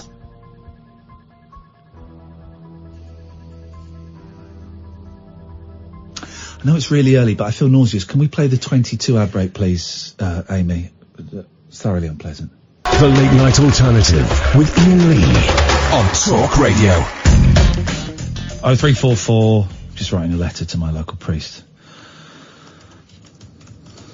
0344 499 1000 is the telephone number if you can give us a call. Please, do that to us. Absolute scumbags. Let's go to Josie. Good evening, Josie. Hi, Ian. Hi, Beth. Hello, Josie. What can we do for you tonight? Yeah, your doll, what you've just got. Catherine's doll. It's not my doll. Why don't you give it to that Ryan Gooding? See if he can do anything with it. He's a psychic. Ryan Reynolds? No, Ryan Gooding. You spoke to him the other night. You watched his video with him. Oh, yeah, we could. Actually, Sinead Siobhan got in touch with me yesterday and said, how about this... So they both died? No, they want to get together to do some sort of psychic thing. Oh, yeah, definitely. So maybe we take her with us. Yeah, I am there. Yeah, he's good, Ryan Gooding. He's quite local to me. Oh, do you know him?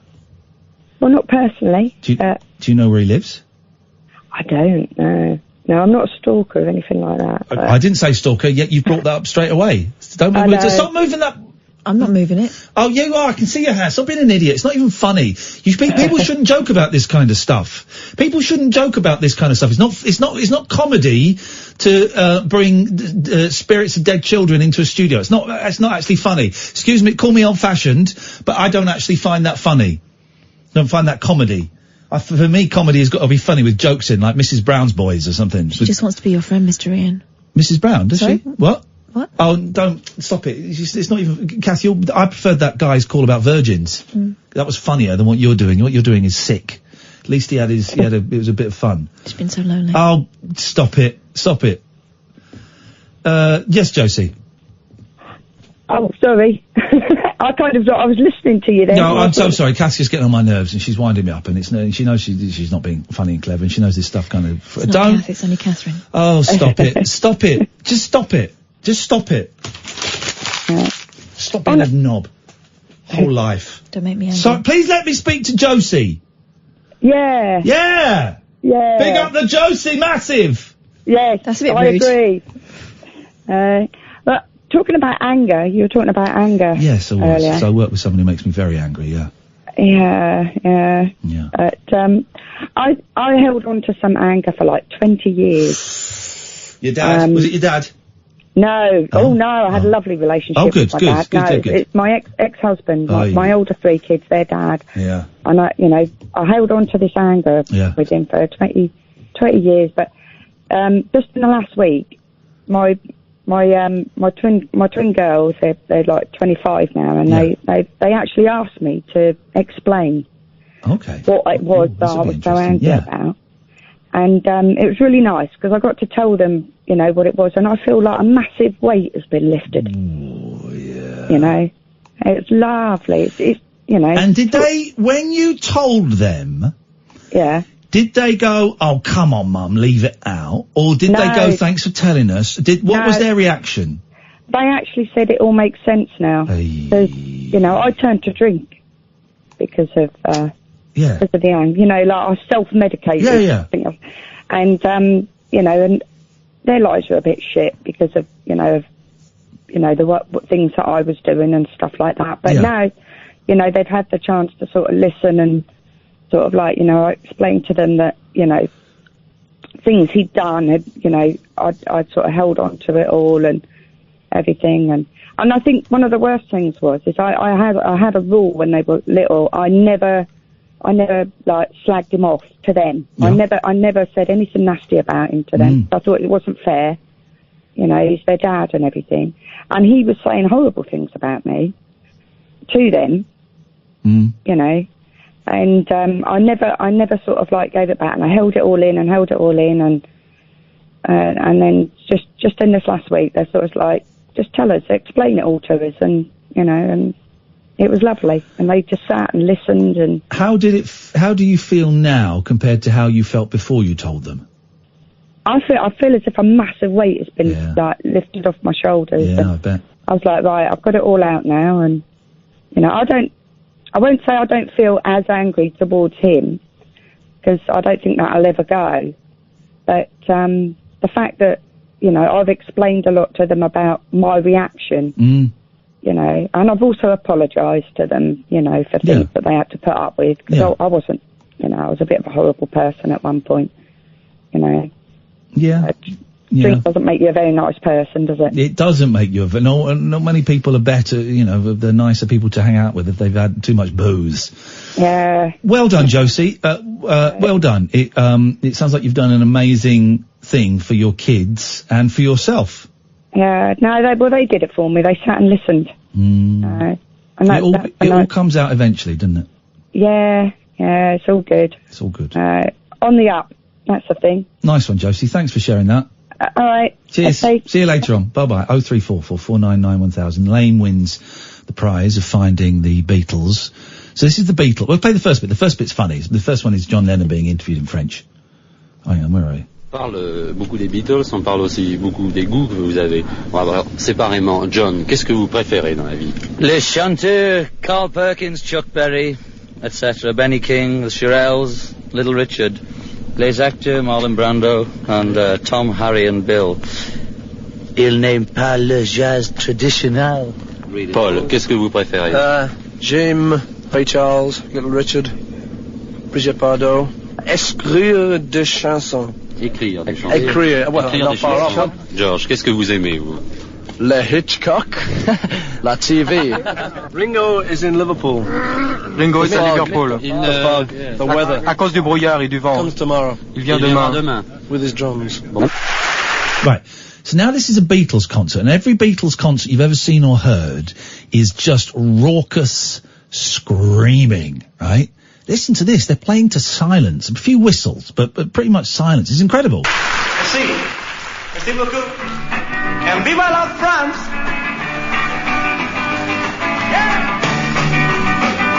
Oh, this is Trini Lopez. This is, hang on a minute, this is slightly different from the one I've got. Hang on, if I had a hammer. Alright, we could jump forward a bit. This has got slightly more tracks than mine. There we go.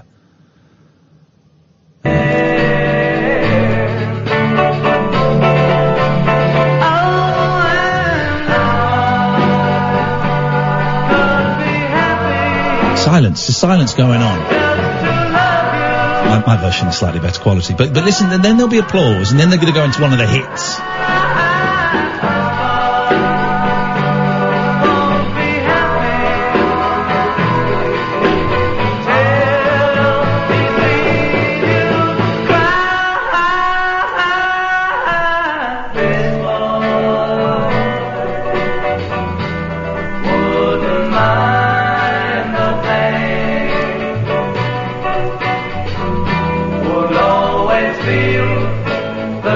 Here we go, coming to the end. Here we go. If this boy gets you back again. Maybe we're going around again. I can never remember this song. Here we go, here we go. This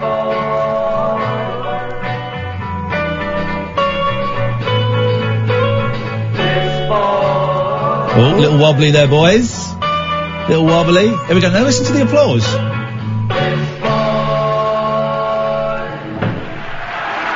It's like a normal concert. We're going to go into one of the hits now. But then the applause is going to die down. There you go. Let's jump to the end of a hit. Hang on. There we go. By the way, I have this on CD. My version is much better quality, guys. Here we go. Now, this would have the girls wetting themselves, this bit. Nothing.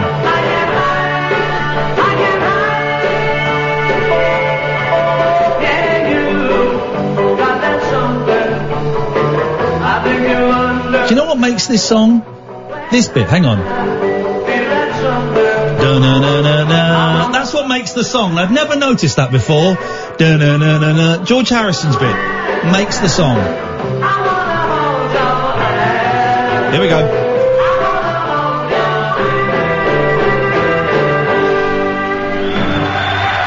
Isn't it funny? It's just so alien. The next song is called She Loves You. It's funny, isn't it? It's just so such an alien thing. I wanna then I say something. Ba-na-na-na-na. That's what makes that song. Ba-na-na-na-na. Was it that song that you were just about to play that had the bit in it that we'd never heard before because you normally can't hear it? Oh yeah, I think so. There's like a twiddly bit in it. Is it this? Yeah, I think so.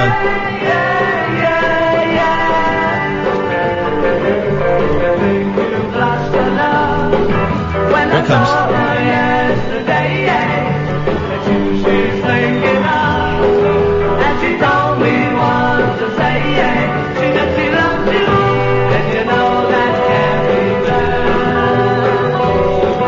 God, my version is infinitely better quality than this.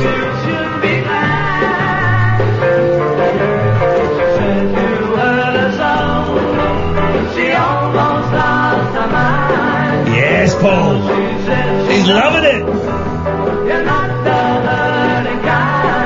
It may be something else, but well, I mean, it's such a revelation. I'm a big Beatles fan. I've not heard that before, and that never gets talked about. Funny thing is, though, taking the screaming out takes the balls out of the song. Yeah, I mean, the excitement and the frenetic kind of energy. Live, they were a little bit ropey because they're playing big places and they got tiny little amps and stuff, but it's a real revelation, that.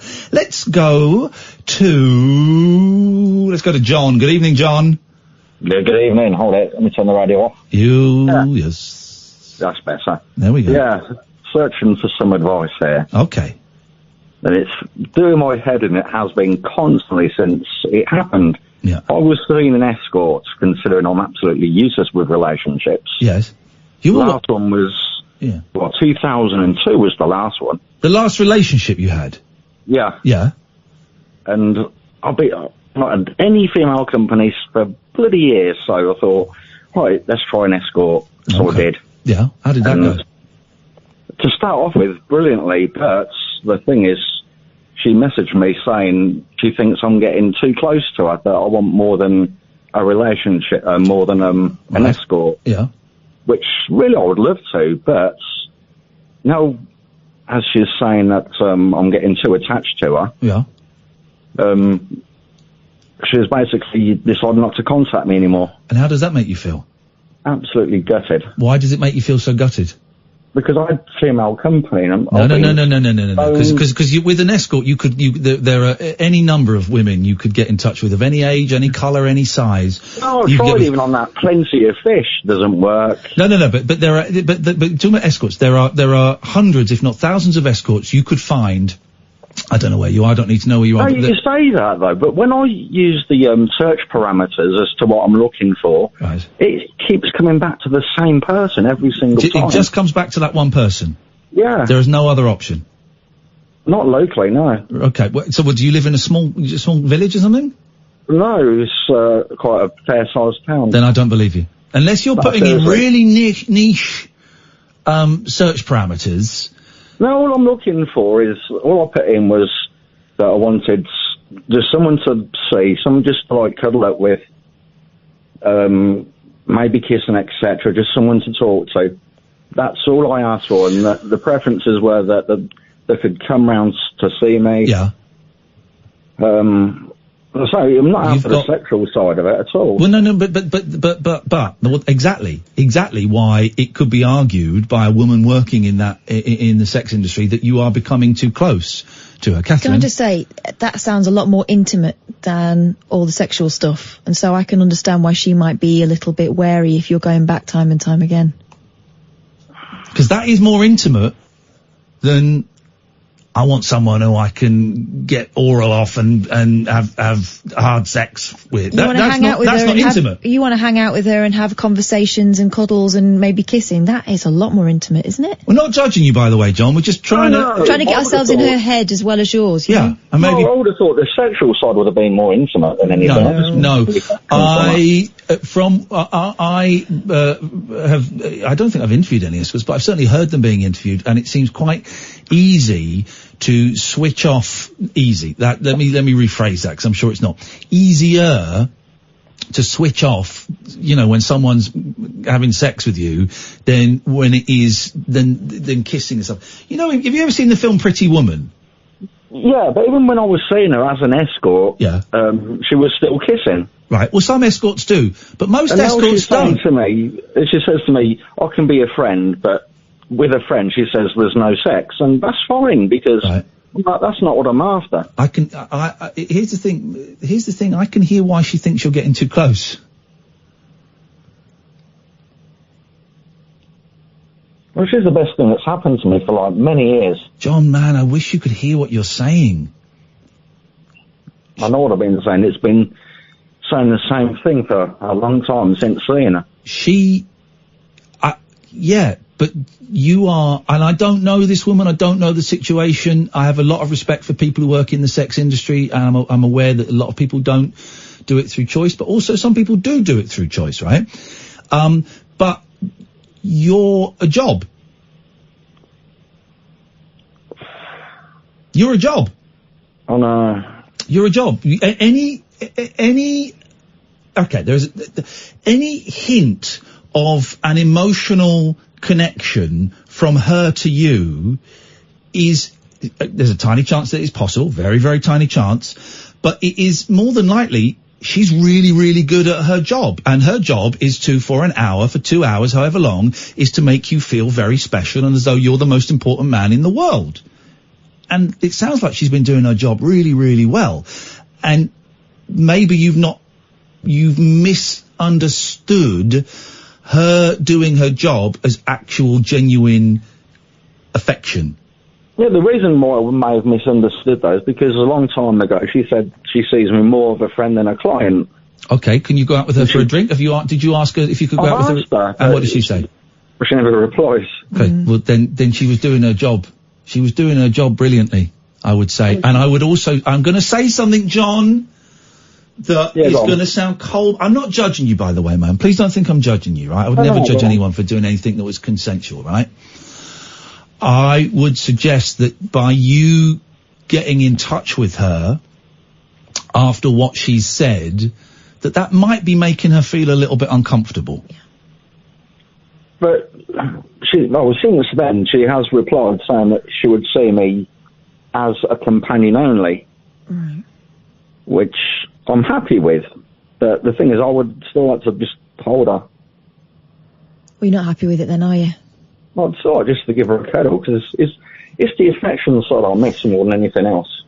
What she's trying to do is be fair to you by being honest, but also protect herself, because she doesn't want you to get the wrong end of the stick. And this is her, I'm not after a relationship with her, though. Well, you are, though, because you want more than friends. I know that can't happen, but I just don't like the... I know a bloke. No names, no pack drill. I still go to sometimes SAA, which is Sex Addicts Anonymous, right? And there was a bloke there. I didn't know him very well. I'm not breaking any confidence. I didn't know him very well. He would share exactly the same story as you. Exactly the same story, that he met this escort and he was paying to see her, and then he was heartbroken that he thought it was a relationship, but actually she was just doing her job. No, I wasn't looking for a relationship, though. Okay. My suggestion is leave her alone. It's possible that you are making her feel uncomfortable. And whatever you're looking for it in the wrong place. But I can't find it any other place. I've tried. Okay, but this is the wrong place. So it sounds like, from what you've told us, it sounds like here's what I make up from what you've told me. She's feeling very uncomfortable, at least, possibly feeling threatened, right? Not saying you've threatened her at all, but I make up she is feeling uncomfortable, at least, possibly feeling threatened. I also make up that whatever you're looking for, you will not get from a companion that you have to pay at an hourly rate. There's no alternative. It's either that or nothing. And I'd rather not be nothing. Okay, well then you have to know what the rules of escorting are, and the rules of escorting are you are paying for an hour of someone's time, and that's it. And once that hour is up, they go and they don't think about you anymore. Yeah, that's horrible though. Yeah, well that's why I'm telling you, you're looking for whatever you're looking for in the wrong place. You're getting an ersatz version of what you're looking for. And I know you're not hearing what I'm saying, and I can hear that you're not hearing what I'm saying. But what you're getting is fake. Oh, I know it's fake. You don't know it's fake. Oh, do you believe me? No, you don't, because everything you've just told me says to me that you don't know it's fake. My entire existence is fake, really, though. No, it's not, man. You're a human being. No, it's not. Your entire existence might be miserable. No, it's just non-existent. Well, between a life and an existence, and well, you are existing because I'm speaking to you right now. That's an existence, not a life necessarily, but it's an existence. And if you invest all of your energy and a significant part of your money in trying to find whatever it is you're trying to find, and I don't know if you're clear as to what it is you're trying to find, but if you invest your time and your money and your emotion in this young woman, you are wasting all three of those things. I was prepared to, though, because it's the only female. But, okay, I'm going to say it bluntly. I think you're intimidating her. Well, I don't mean to. No, I know you don't mean to. And sometimes our actions as men or humans can be, we can think that we are doing something caring and loving, and the other person can see it as threatening and intimidating. And I'm not in any way suggesting you are threatening and intimidating her deliberately, but I make up that that's how she's seeing it. And I would suggest to you that you leave her alone. Yeah, I think you're right, really. But it's just back to nothing again. No, it's back to you thinking about what it is exactly you're after and what other options there are open to you. Okay. You're not a bad man, John, and you deserve happiness, but you're not going to get it. You're not going to get it paying for it. I promise you.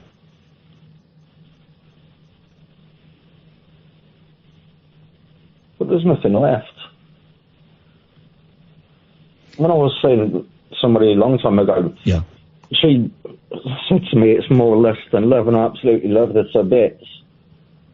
And then, about half a year later, she got back with me. Then she... Whoa. Just what's your language? Sorry. No, it's all right. Don't worry. You're upset. I dumped it. We're all cool. I don't know how to phrase this any other way. You're investing your time and energy in the wrong place. If you stop investing time and energy in this woman, who sounds like a delightful human being, other opportunities will open to you. And I know you don't think that they will, but you ain't going... The last was 2002. Okay, fine, right. But you're wasting time and money, and you're also making someone that you possibly have feelings for feel uncomfortable, which I know you don't want to do. So you need to leave her alone. That doesn't mean everything is over for you. That means you can then invest the energy you were investing there into something more productive and more positive. John, your life isn't over, man. Yeah, but I just can't go on my life, this existence, just continuously empty. I mean, I see in London, people even hire professional huggers, as it's called. Yeah. Over here, there's nothing like that. And if I put female companion into the bloody internet, and then it comes up to the same sites that I've been using anyway. Then get off those sites. You're using the wrong sites. Get off those sites. When I put in female companionship, it links me to them. There's no alternative. Okay, well then get off the internet. And then what? Well then look elsewhere. I don't think you're clear. Hello? I don't think you know what it is you want. Female companionship. Well, I've got Kath as a female companion. I've got Amy as a female companion 3 hours a night. What does that mean? At least it means there's someone that they can talk to and be with and right, fine, phone with and fine. Just go out for dinner with or just do anything like that. Fine. Well, then you're looking in the wrong places. I can't tell you where to look because I don't know. But you're looking in the wrong places.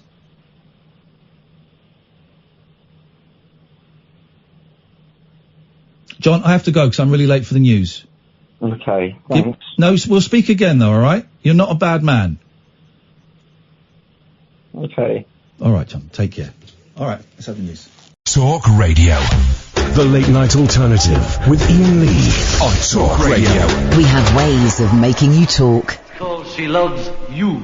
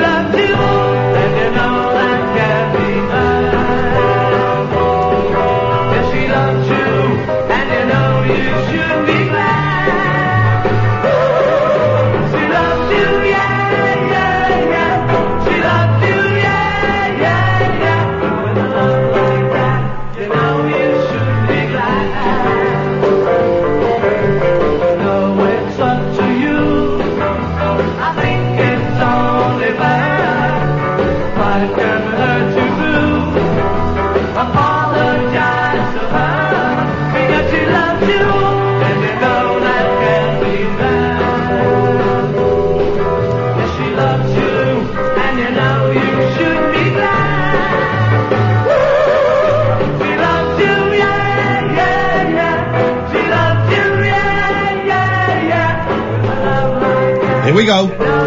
Silent so far, and the crowd go crazy.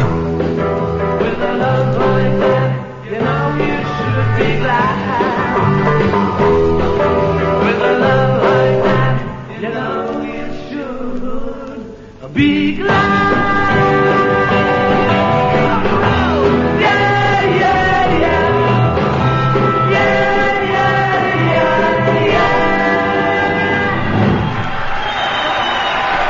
Funny, isn't it? It's funny.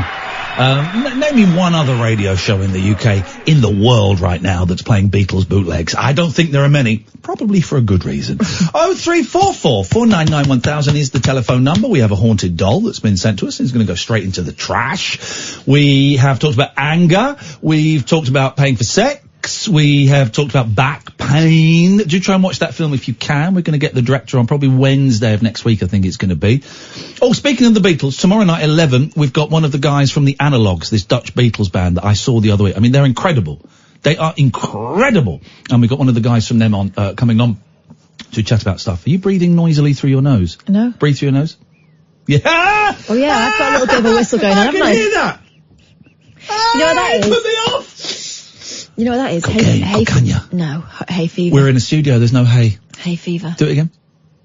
I don't know. Go on, breathe. Do you think it's her? No, it's you. It was so loud, it was putting me off my opening monologue. That's incredible. You need to... That's strange. So the microphones barely pick up our voices, but they'll get my whistling nostrils. What did you say? Let's go to Susan. Good evening, Susan. Can I talk to you, please? It's a phone-in show. That's what we do. I just wanted to say something. The other evening when I asked you why the cause of your back pain was, I only wanted to give a few tips, that's all. I'm sorry if it didn't go very well. Okay. And the other thing is, I think you've given really good advice to people, and particularly to Josie and to that gentleman. What was that boy called? The last one that phoned you about this lady he met through the escort agency. It doesn't matter. No, it doesn't matter. But I agree with you, because I knew of a young lady who did. I hope this gentleman's listening, because she actually was an escort, and it was sex. It wasn't friendship or cuddles. It was sex. And I asked her once. I've never met a lady who worked in that line of work before, and I said, have you ever fallen in love with these men? Do you ever get feelings of affection rather than just a sexual thing? You know, and she said, no, you just don't go there. It's a job, and you never get involved with your customers, your punters. Okay, that's her experience. Yeah. But most of them, they're advised not to. To them, they're advised not to. What? At Prozzy school? Where is it? Escort college? Where they're advised to? Don't. Okay. Lesson 1. First things first. Do not get involved emotionally with any of the Johns out there. Ian, come on, you know the score. No, I don't know the score. They're told not to. Who tells them that? Don't shout at me. Well, you're making me shout because I'm not making you shout. Like I'm not making you shout. You're choosing. Don't. Just, whoa. Your microphone's down. Don't shout at me. You're choosing to shout. Okay. You're phoning up and speaking generalistic bollocks. Okay. Because you've spoken to one person. So no, I'm not making you shout. You're phoning up and you're choosing to shout at me. All right. So just. You know it. There we go. Flipping it, man. Everyone just call out. It's not Mike Graham's show. This is my show. Mine and Kath's show. All right. So it's slightly different rules. Deep breaths. Away you go. I know it's your show, but you know as well as I do that they might fall in love occasionally, but it's a job. Like you and I go to work. Wasn't the point I was picking you up on. It is the point. No, it was. Well, that's it. If you just don't listen, that wasn't the point I was picking you up on. God. Look, don't speak to me. Please don't speak to me like a piece of shit. I'm not speaking to you like a piece of shit. Yes, you are. You're denying what I'm. You're saying that doesn't mean that I'm speaking to you like a piece of shit. Well, I would never speak to you like a piece of shit. You literally are right now. I'm not. You are. Define it more then. The way you're speaking to me. Yes, and how is it? How do you identify it with speaking to you like a piece of shit? I didn't even think of that. It's aggressive. It's rude. You're not listening. You're interrupting me. That's it. I have not been like that. You've been all of those things, Susan, and you're all of those things all the flipping time, and you certainly like it tonight. I take umbrage to that. Okay, you can take umbrage if you want, but it's a fact. I don't think it's accurate what you're saying to me. You're telling me you've not interrupted me once tonight? What about you to me? Yes, my show. My rules. I've not shouted at you. You went off on that tangent and going off on tangents isn't shouting. It is. No. Going off on tangents is going off. There's the interruption. Going off on tangents is, we saw, at the weekend, me and Kath, let me tell you a story, Susan, right? At the weekend, Katherine and I went to, Shaftesbury in Dorset, right? Okay. And after the show, there's the interruption. Wait a minute, Susan. There's the interruption. Wait a minute. So that's one. There's the interruption. Okay. After the show, we went round. This is in Dorset. We were taken very kindly by someone from the tourist board to the hill where they filmed the Hovis advert. Now that's a tangent. That's a tangent. Were there any raised voices in that tangent? No. So, going off on a tangent is not shouting. Next. What, for me or you? Going off on a tangent is not shouting. You shouted at me, and you've interrupted. Now, sometimes I feel I have to shout to be heard. No, you don't, because all you do when you shout is I fade you down so you're even quieter. No, I need to talk to you about what Josie said. Josie, the caller tonight. She said that she turned to alcohol because her partner, amongst other things, was bad-mouthing her to the children. And that's not what she said. That's not what she said. No, let me tell you well, what... no, just, we have to... No, you can't, because we're going to be factual. That's not what she said. Okay, can I tell you my interpretation? I'm not really interested in it, if I'm completely honest. Can I sort of relate it to my... Why don't you tell us... No, don't relate it. Why don't you tell us your story? Right. Okay. Now, if, like, in Josie's situation, a man... I don't want to know about Josie's situation. I want to... Don't mention Josie, because it's unfair. Okay. I would like to hear your story as briefly as possible, please. Right. As briefly as possible.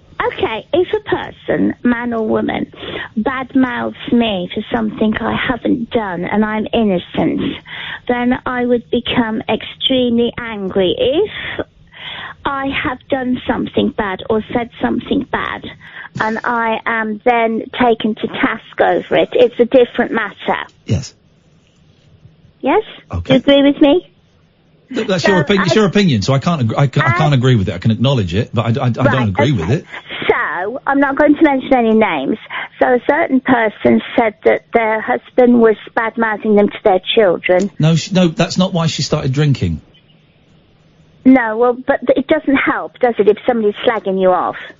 Does it? What is your story? Instead of getting Josie's call wrong, why don't you tell me your story?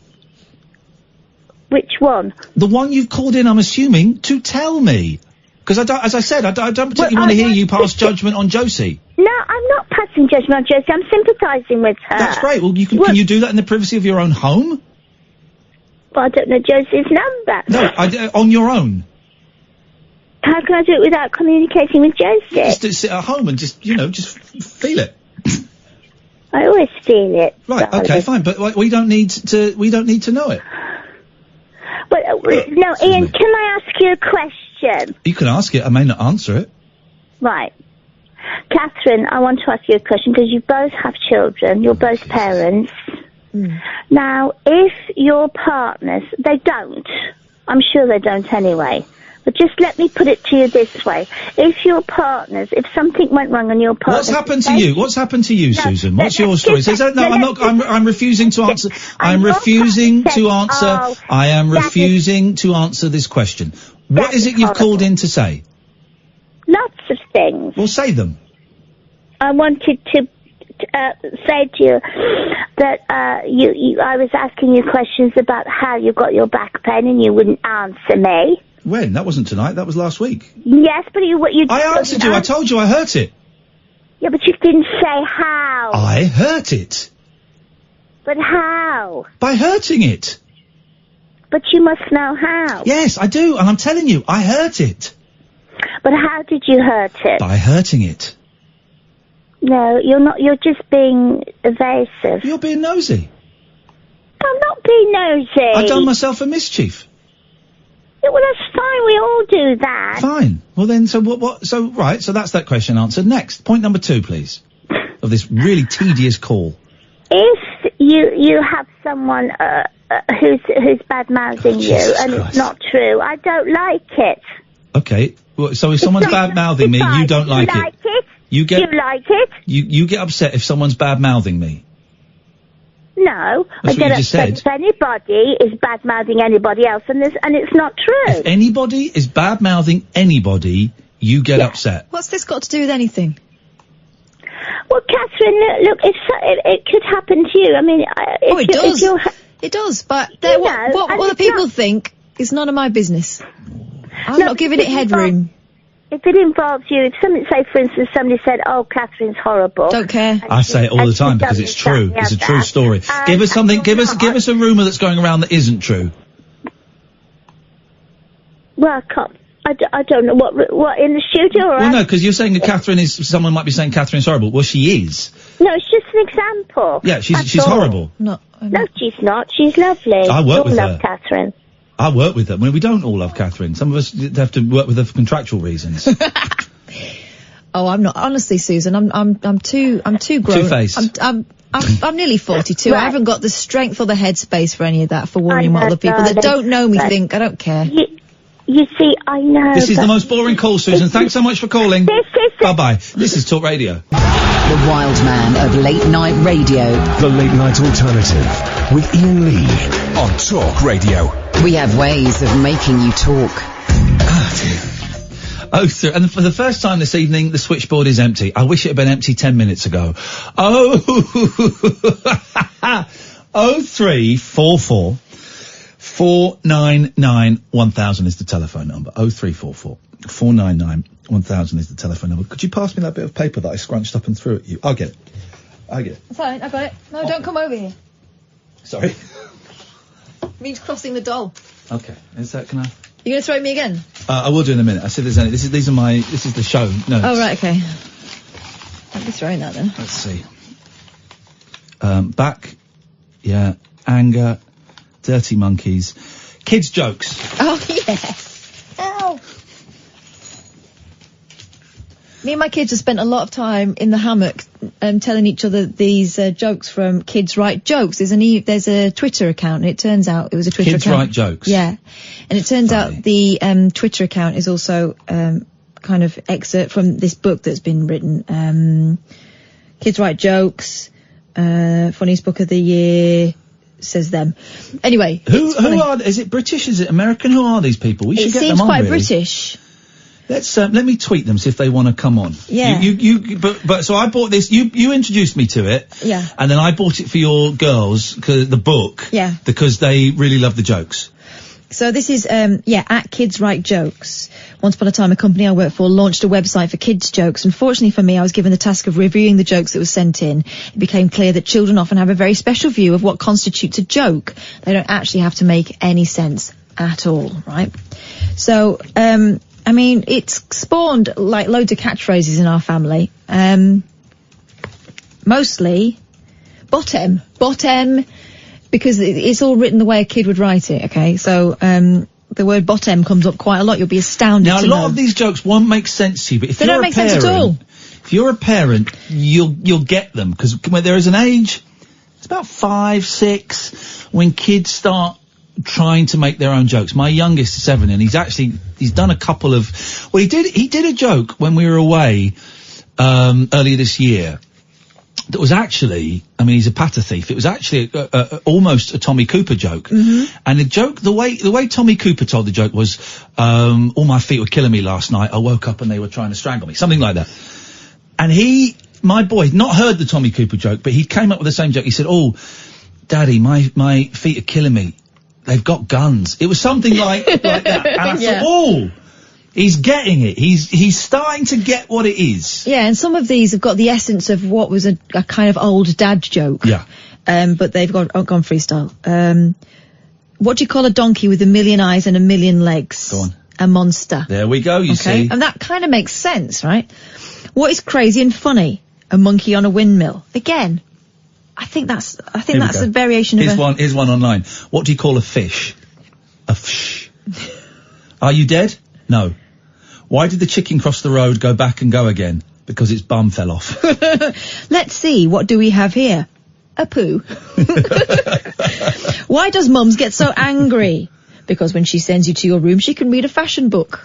What do you call a Spanish cow with no legs? Grassy. What did the floor say to the chair? Get off me, you fat idiot. Why do dogs hate cats? Because they both have 3 letters. Doctor, I feel like a spoon. Well, stop looking at spoons. What do you call a crocodile with a big butt? A noob. What do you call, spelt C-O-L-L, what do you call a spider with no legs? A hairy piece of trash. Once upon a time, the end. Ha ha ha ha. What do you say to a toothless pig? You're useless, pig. Who cleans lakes? A poo fish. What happened? Half the audience at home are laughing, the other half are going, what? Yeah. What happened when the dog won a competition? His prize was some rubbish. What do you do if a dinosaur loves you? You hide.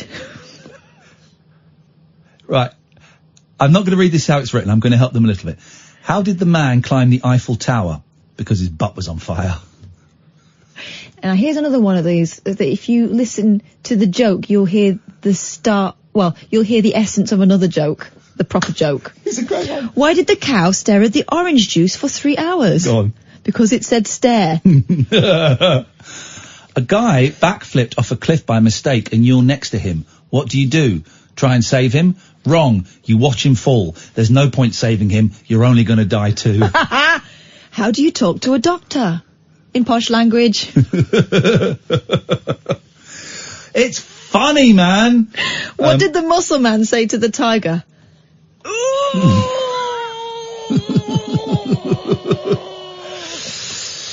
So that was all weekend. 0344 499 1000 is the telephone number if you want to give us a call. You'd be very, very welcome to. I feel like. Hey, do you remember when we saw Roy DeLune? We saw Roy DeLune. Explain who Roy DeLune is. Right. Fans of Chat It's Fate, and we're all fans of Chat It's Fate, will remember that my favourite columnist is Roy DeLune, who looks like a kind of mixture between Noel Fielding and Noel Fielding's mum. Yeah. And I'm pretty sure we saw him in Highgate. I think we did see him. Because he was an extraordinary looking chap. He looked like a 45-year-old goth. Should we do a quick Periscope thing? Should we see if anything happens? Let's see if anything happens. Stand by your lappies, your tablets, do we still call them tablets? Tablets feels like a very old-fashioned word. Your mobile phones. I'm going to give you a Periscope address to go to in a bit, and we're going to go and we are going to, here we go. People telling me what to do now that, you did kind of put it out in the public domain. It's a bit of a Pandora's box, I reckon. Well, so now you have to act a certain way. Yeah. Because you're representative of something. Everyone go. Right. So Periscope, you know what Periscope is. People stream all around the world. We try and find someone who hasn't got many or any viewers. And, we go and join them and bring some love and bring some cheer. Let's go. Let's go to United Kingdom. America can be very sweary, and boy, oh boy, they like to throw that M word around a lot. Oh, here we go. Oh, hang on a minute. Oh no, that's not live. Is red live or is blue live? Red is live. Mm-hmm. All right, let's go up to Scotland, see if there's anything in Scotland. No, I don't think there's anyone live in Scotland at the moment, so let's go up north. So I'm just looking at a map of the United Kingdom, and I'm trying to find some people that are live, that we can... Oh, all the live ones seem to have gone. What's this?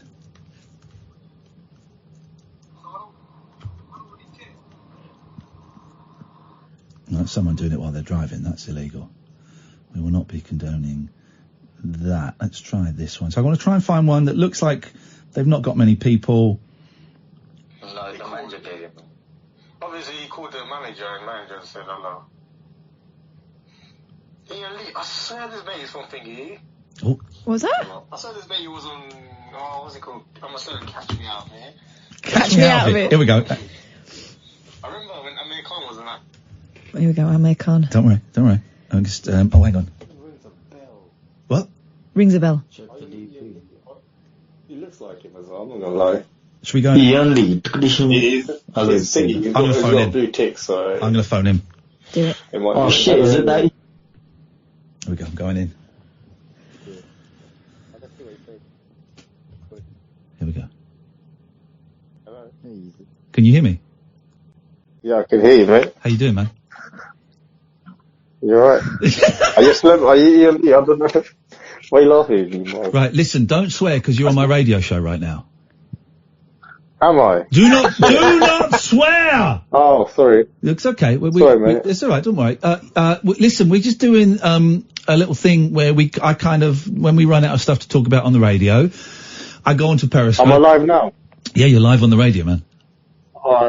Steady. Wait, what radio are you on? If you go to talkradio.co.uk, If you're near a computer or Hey, something. let the others know, innit? Let everyone know, man. I can't move. Let everyone know. Talkradio.co.uk. Oh, you say so on the radio. Oh, wait, let me get the crowd talk. Wait, hey, tell your family I'm on radio. I'm going. Go on the radio. Oh, wait, guys, wait. What's your username? How do people find you? Because I want to give a shout out to my cousin who just got married. Put the radio on. Do it. Your name is so difficult. I'm not typing that in. It's all letters and numbers. Radio La. I see you're going crazy, you know. What you guys up to? Talk. Well, where's it? Talk show. Jeez. Talkradio.co.uk. Steady with your language, please. Go on. Sorry, mate. No swearing, please. Yeah, go on. Alright, there are people in there as well. Okay. Alright. Right, let's talk. Okay, let's talk. So what are you guys up to? I just got back from my wedding, mate. Who got married? One of my cousins. Why are you being so evasive with your answers? What? No.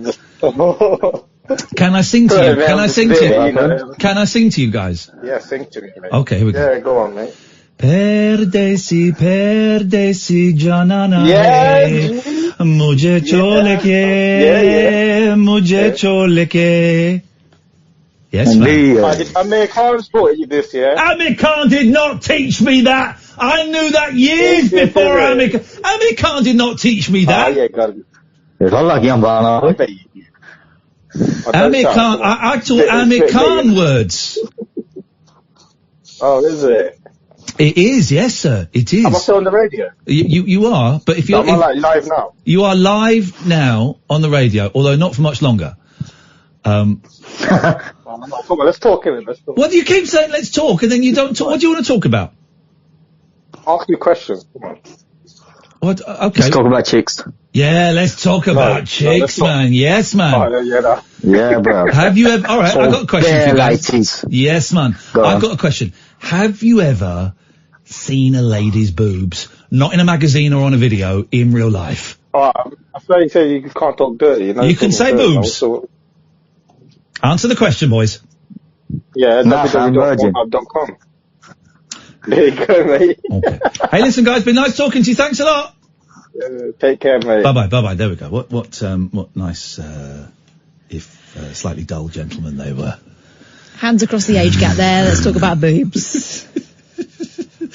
All right, let's find somewhere else. Let's try and do one more. Pardon me. Let's try and do one more.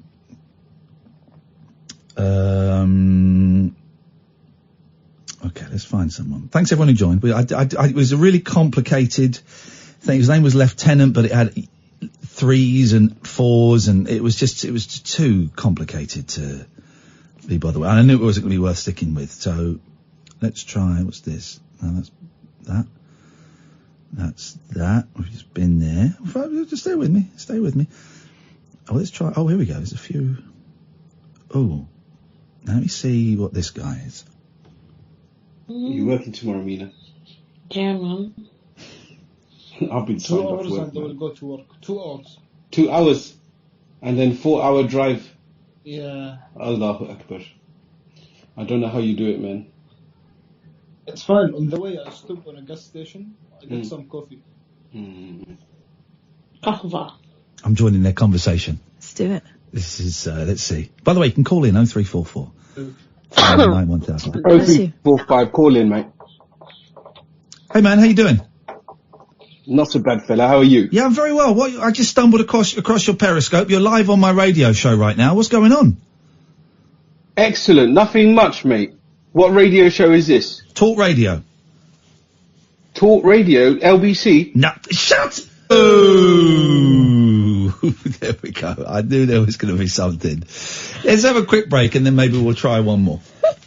Closing time conversation for tax inspectors, taxi drivers, and taxidermists. Great big talk for the wee small hours. You've been trolling me big time, mate. The Late Night Alternative with Iain Lee on Talk Radio.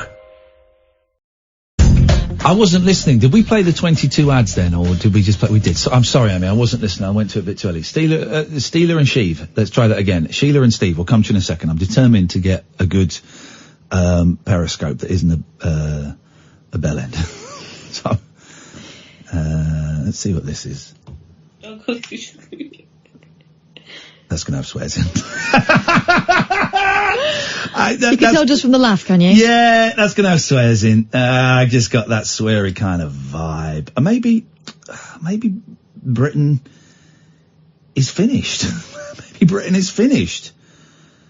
See, a lot of people use this as just ways to do like phone calls with friends, which is peculiar. Maybe Britain is dead. Let's have a little look. Anything? I don't really like going to London, but let's have a little look.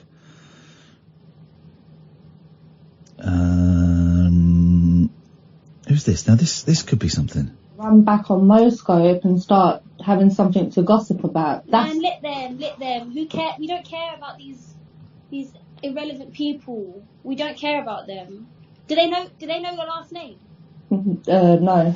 Do you know their last name? Some of them, yeah. I actually know their last name. We're not arguing with people who don't know our last name. That is great advice. Yeah. We're not arguing with people who we don't know their last name or they don't know our last name. Yeah. I'm not arguing. This is great advice. I'm never arguing again with someone if I don't know their last name. Yeah, but if we know your last name, then hold on to your hat. You are dead. We'll find you. This is. Oh, someone set a trap for me. Oh yeah. Should we go to a trap that's been set for me? The title of this stream is Iain Lee. Should we go to the trap? We're going to go to the trap. We got a delay. We're fine.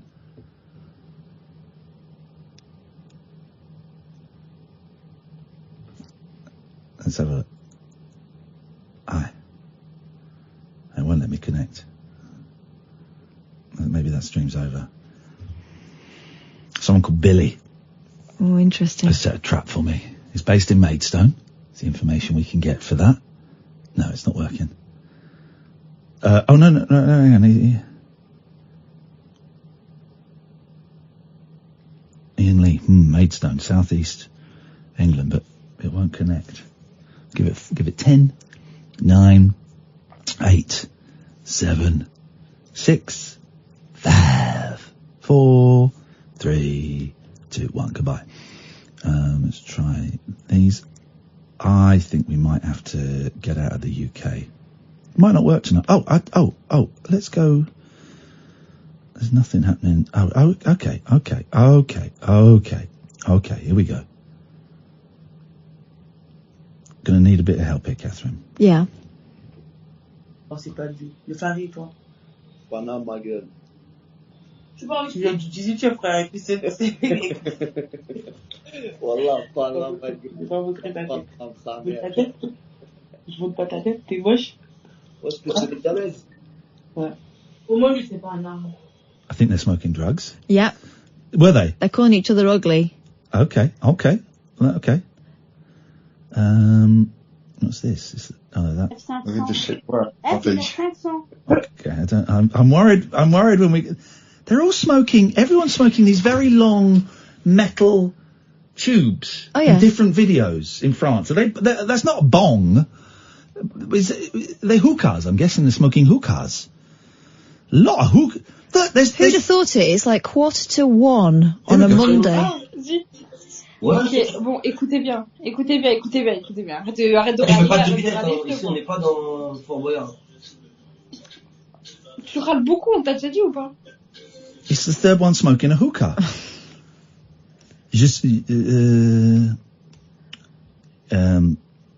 Okay. Go on, they'll find you charming. Genre comme si c'était une insulte. Comme si c'était une insulte qu'une sœur s'est sonné en 2003. Mais est-ce que c'était censé être une insulte? Bah je sais pas, tu dis ça c'est ta sœur. Bah ouais, ça se trouve sa sœur c'est une démonstraque si c'est... Non mais y a rien de mal.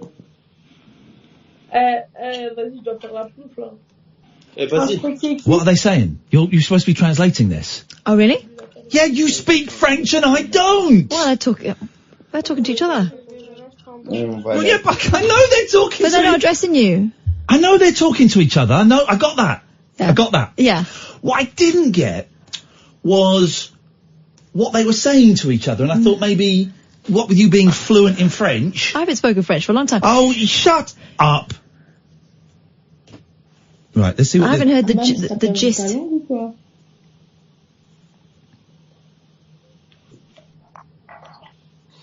Je pense qu'on t'a bloqué en commentaire, mais je suis pas très sûre. I don't think we're blocked in the comments, but I'm not sure. I'm joining this as a guest. Okay. Il demandait ton snap même. Ouais. Ouais, c'est ça, on l'a bloqué. Ta gueule, toi. Bonjour, ça va? Oula, oui, ça va. Oh, c'est mon chien. J'habite à Slough, das ist in Südostengland. J'aime la movies. J'aime Sylvester Stallone. Like me. J'adore. Who's that French singer? French Elvis. Il est bizarre, lui. Johnny Hallyday. J'adore Johnny Hallyday. J'aime Birkin. Vous et broadcast dans mon radio show news. Attends. Avec Do you love Nadine Mouk? Attends. Non. Vous êtes sur la table. Yes, I'm in the table. Non, sur la table. Sur. Yes. Sur, yes, in the, yes. No, in. On. I speak French better than she does. On. Maintenant, now, oui, broadcast en français. Vous êtes sur la radio. Vous êtes sur la radio. En Angleterre. En Angleterre. Vous êtes sur la radio? Oui. Ah, t'es sur une radio en Angleterre. Oui. Oh, really? Repeat, Nadine Mouk. En français, s'il vous plaît, en français. Je suis dans la radio? Oui. Vous? La radio d'Angleterre? La radio dans l'Angleterre, oui. C'est vrai? Ah, oui. Et qu'est-ce que je dois dire? Oui. What does she need to say?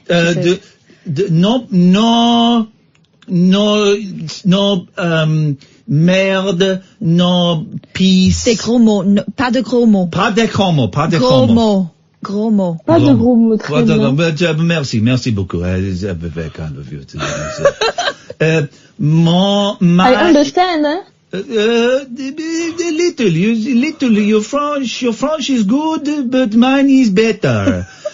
I will pass you to, my friend. Okay. She is, studying français. D'accord, elle étudie le français. I pass you to my friend. D'accord. Merci. Je suis très désolée. Je suis la co-animatrice. Speak into your microphone so we can hear. Yeah, but she wants to hear as well. D'accord. Alors, on fait une recherche de Periscope pour voir les gens qui semblent bons de parler. Alors, on vous a trouvé. Et j'espère qu'on connaît pas. Comment est-ce qu'elle dit? Annoying. Gênant. Gênant, non, absolument pas, non.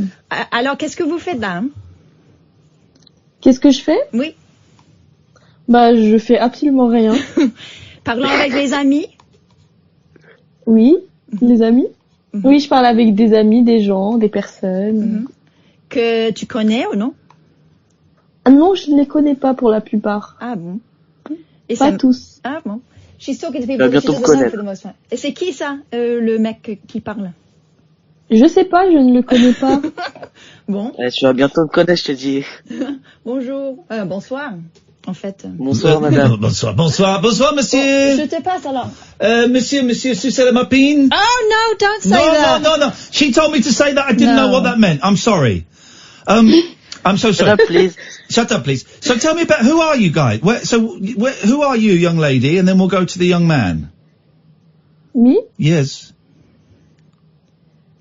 Comment tu t'appelles? Comment t'appelles-tu? Comment allez-vous? Comment je vais? Pardon?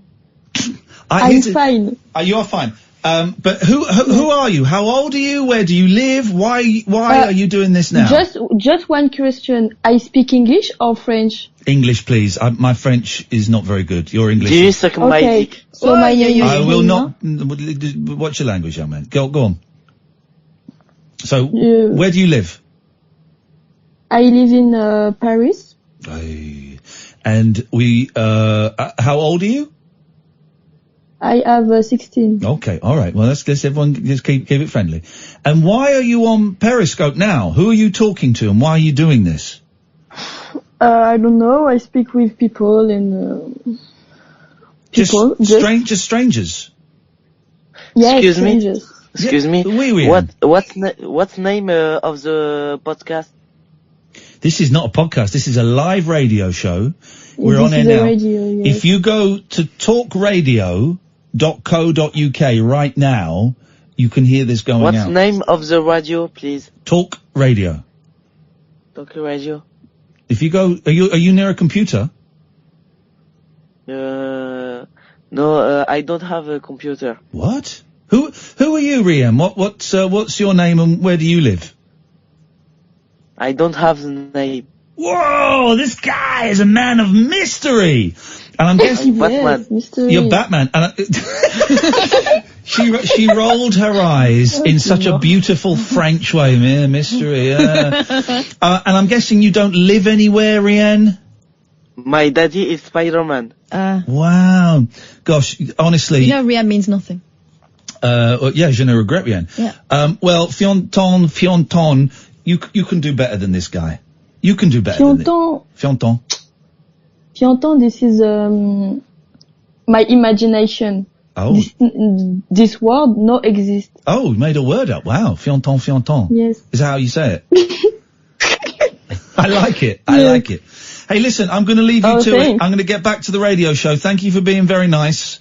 And have fun. Yes. Nice to talk to you. Yeah! Au revoir! Au revoir. Bye. She was nice. I liked her. Him, not so much. She did a wonderful French. Yeah, she's good. Yeah, I liked her. She made me a bit nervous. She's, how can you be that cool when you're 16? She's very cool. She's very cool. And here's the thing. And I don't quite know what I mean by this. Didn't she look French? Yeah. I don't know how to describe it, but she looked really French. Yeah. I mean, she's a beautiful young woman, but she looked French. Well, and she funny was I know, but I don't know what that means. I couldn't write it down what I meant by that. But she did exude cool. The camera was at a jaunty angle. She's got her hand on her head on her hand for the whole thing, looking quite bored by all of it. She's chic, right? So it's not like a lot of if you look at a lot of our 16-year-olds, there's a lot of makeup going on. There's a lot of kind of scratching around to try and find who they are. Yeah. She was someone who she had very, very short hair, not very much makeup, but just kind of exuded this confidence. And you could see who she was, like rather than having that kind of makeup that looks like everyone else's makeup that a lot of the young people wear when they're still trying to find out, what's going on with them. Yeah. Yeah, very cool. I enjoyed that. Thank you for that. Let's squeeze these calls in before Paul Ross comes in. Good evening, Steve. Hi. Steve? Hello, how are you? Good, Steve. What you got for us? Well, I'd just like to sing a quick bit of Pardesi first. Are you on speakerphone? No, I've got the radio on in the bedroom. I'll just shut the door so you can't hear it. Oh, okay, away you go, sir. Pardesi, Junai, Muche Chonike, Pardesi Mariana, oh Mariana. Anyway, there you go, yeah. Okay. I was married in India in 1998. And that was when it was a big hit! Yes. That was when it was a very, very big hit. It's a great, by the way, it is a great song. Hang on a minute. I wonder if this is it. Let me plug this. I'd love to hear it. Hang on a minute. I think this is it. Here we go. This. Oh. Yeah. That a taxi driver. There we go.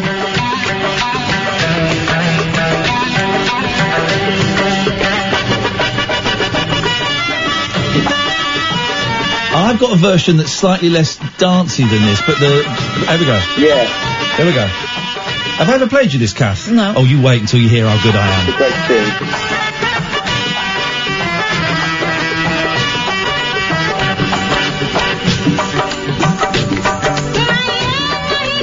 I mean, There's quite a screeching noise when they're singing there. But wait for the chorus.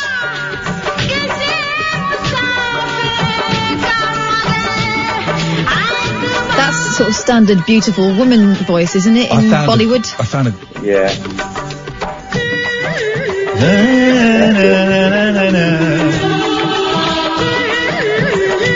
It's a beautiful love song. It's great. Yeah. Here we go. Yeah, it's about a taxi driver.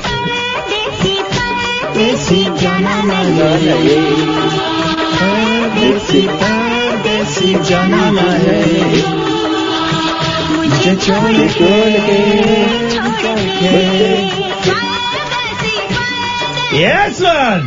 Yes, man! So on tonight's show, we've had Beatles bootlegs, live in Paris, 1964, and now you got two white guys, I'm assuming you're white, Yes, I am. singing a Hindi pop song from the late 90s. You would not get this anywhere else, guys.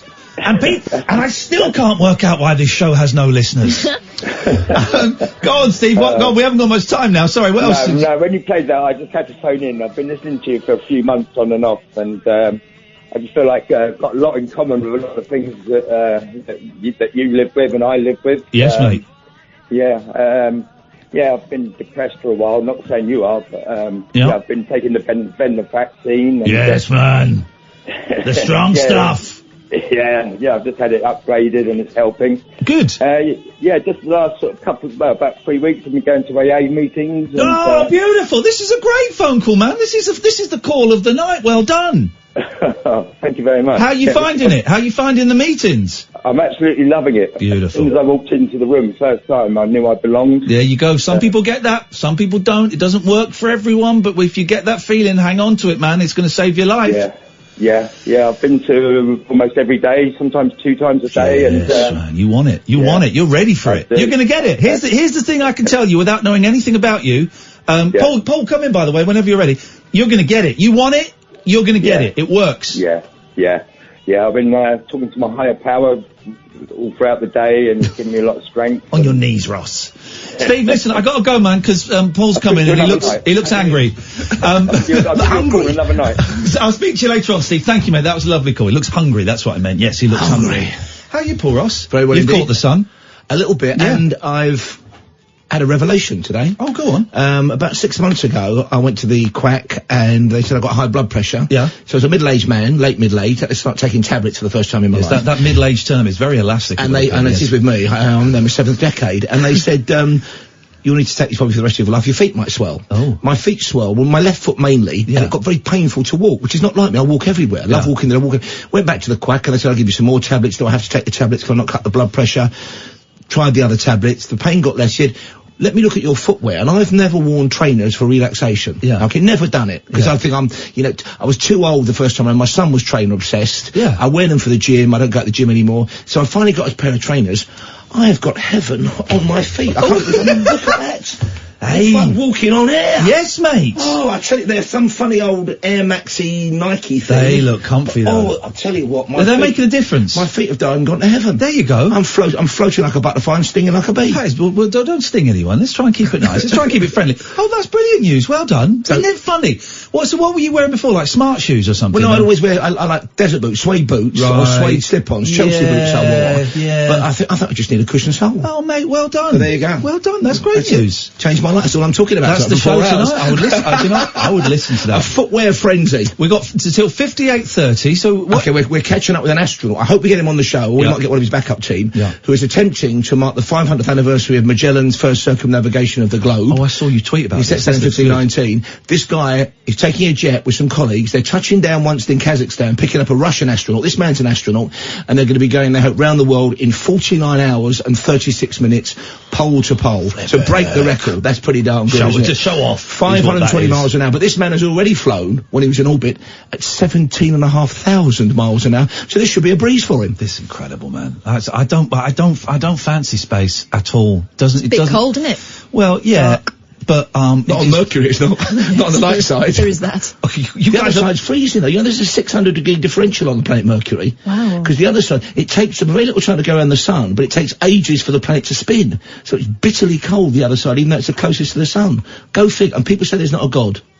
He's having a laugh. Well, okay. I'm not quite sure how you proved there was a god there with that nonsense, but... well, it's a god called Mercury. There you go, you see. We're done, that's it. We only got 2 more shows this week. We're off Thursday to go and see Kiss. We're off Friday to go and see Bob Dylan and Neil Young. What a week of old people just before they die. We will be back tonight at 10. Stay tuned. No, coming up after 1, it's Paul Ross, only on Talk Radio.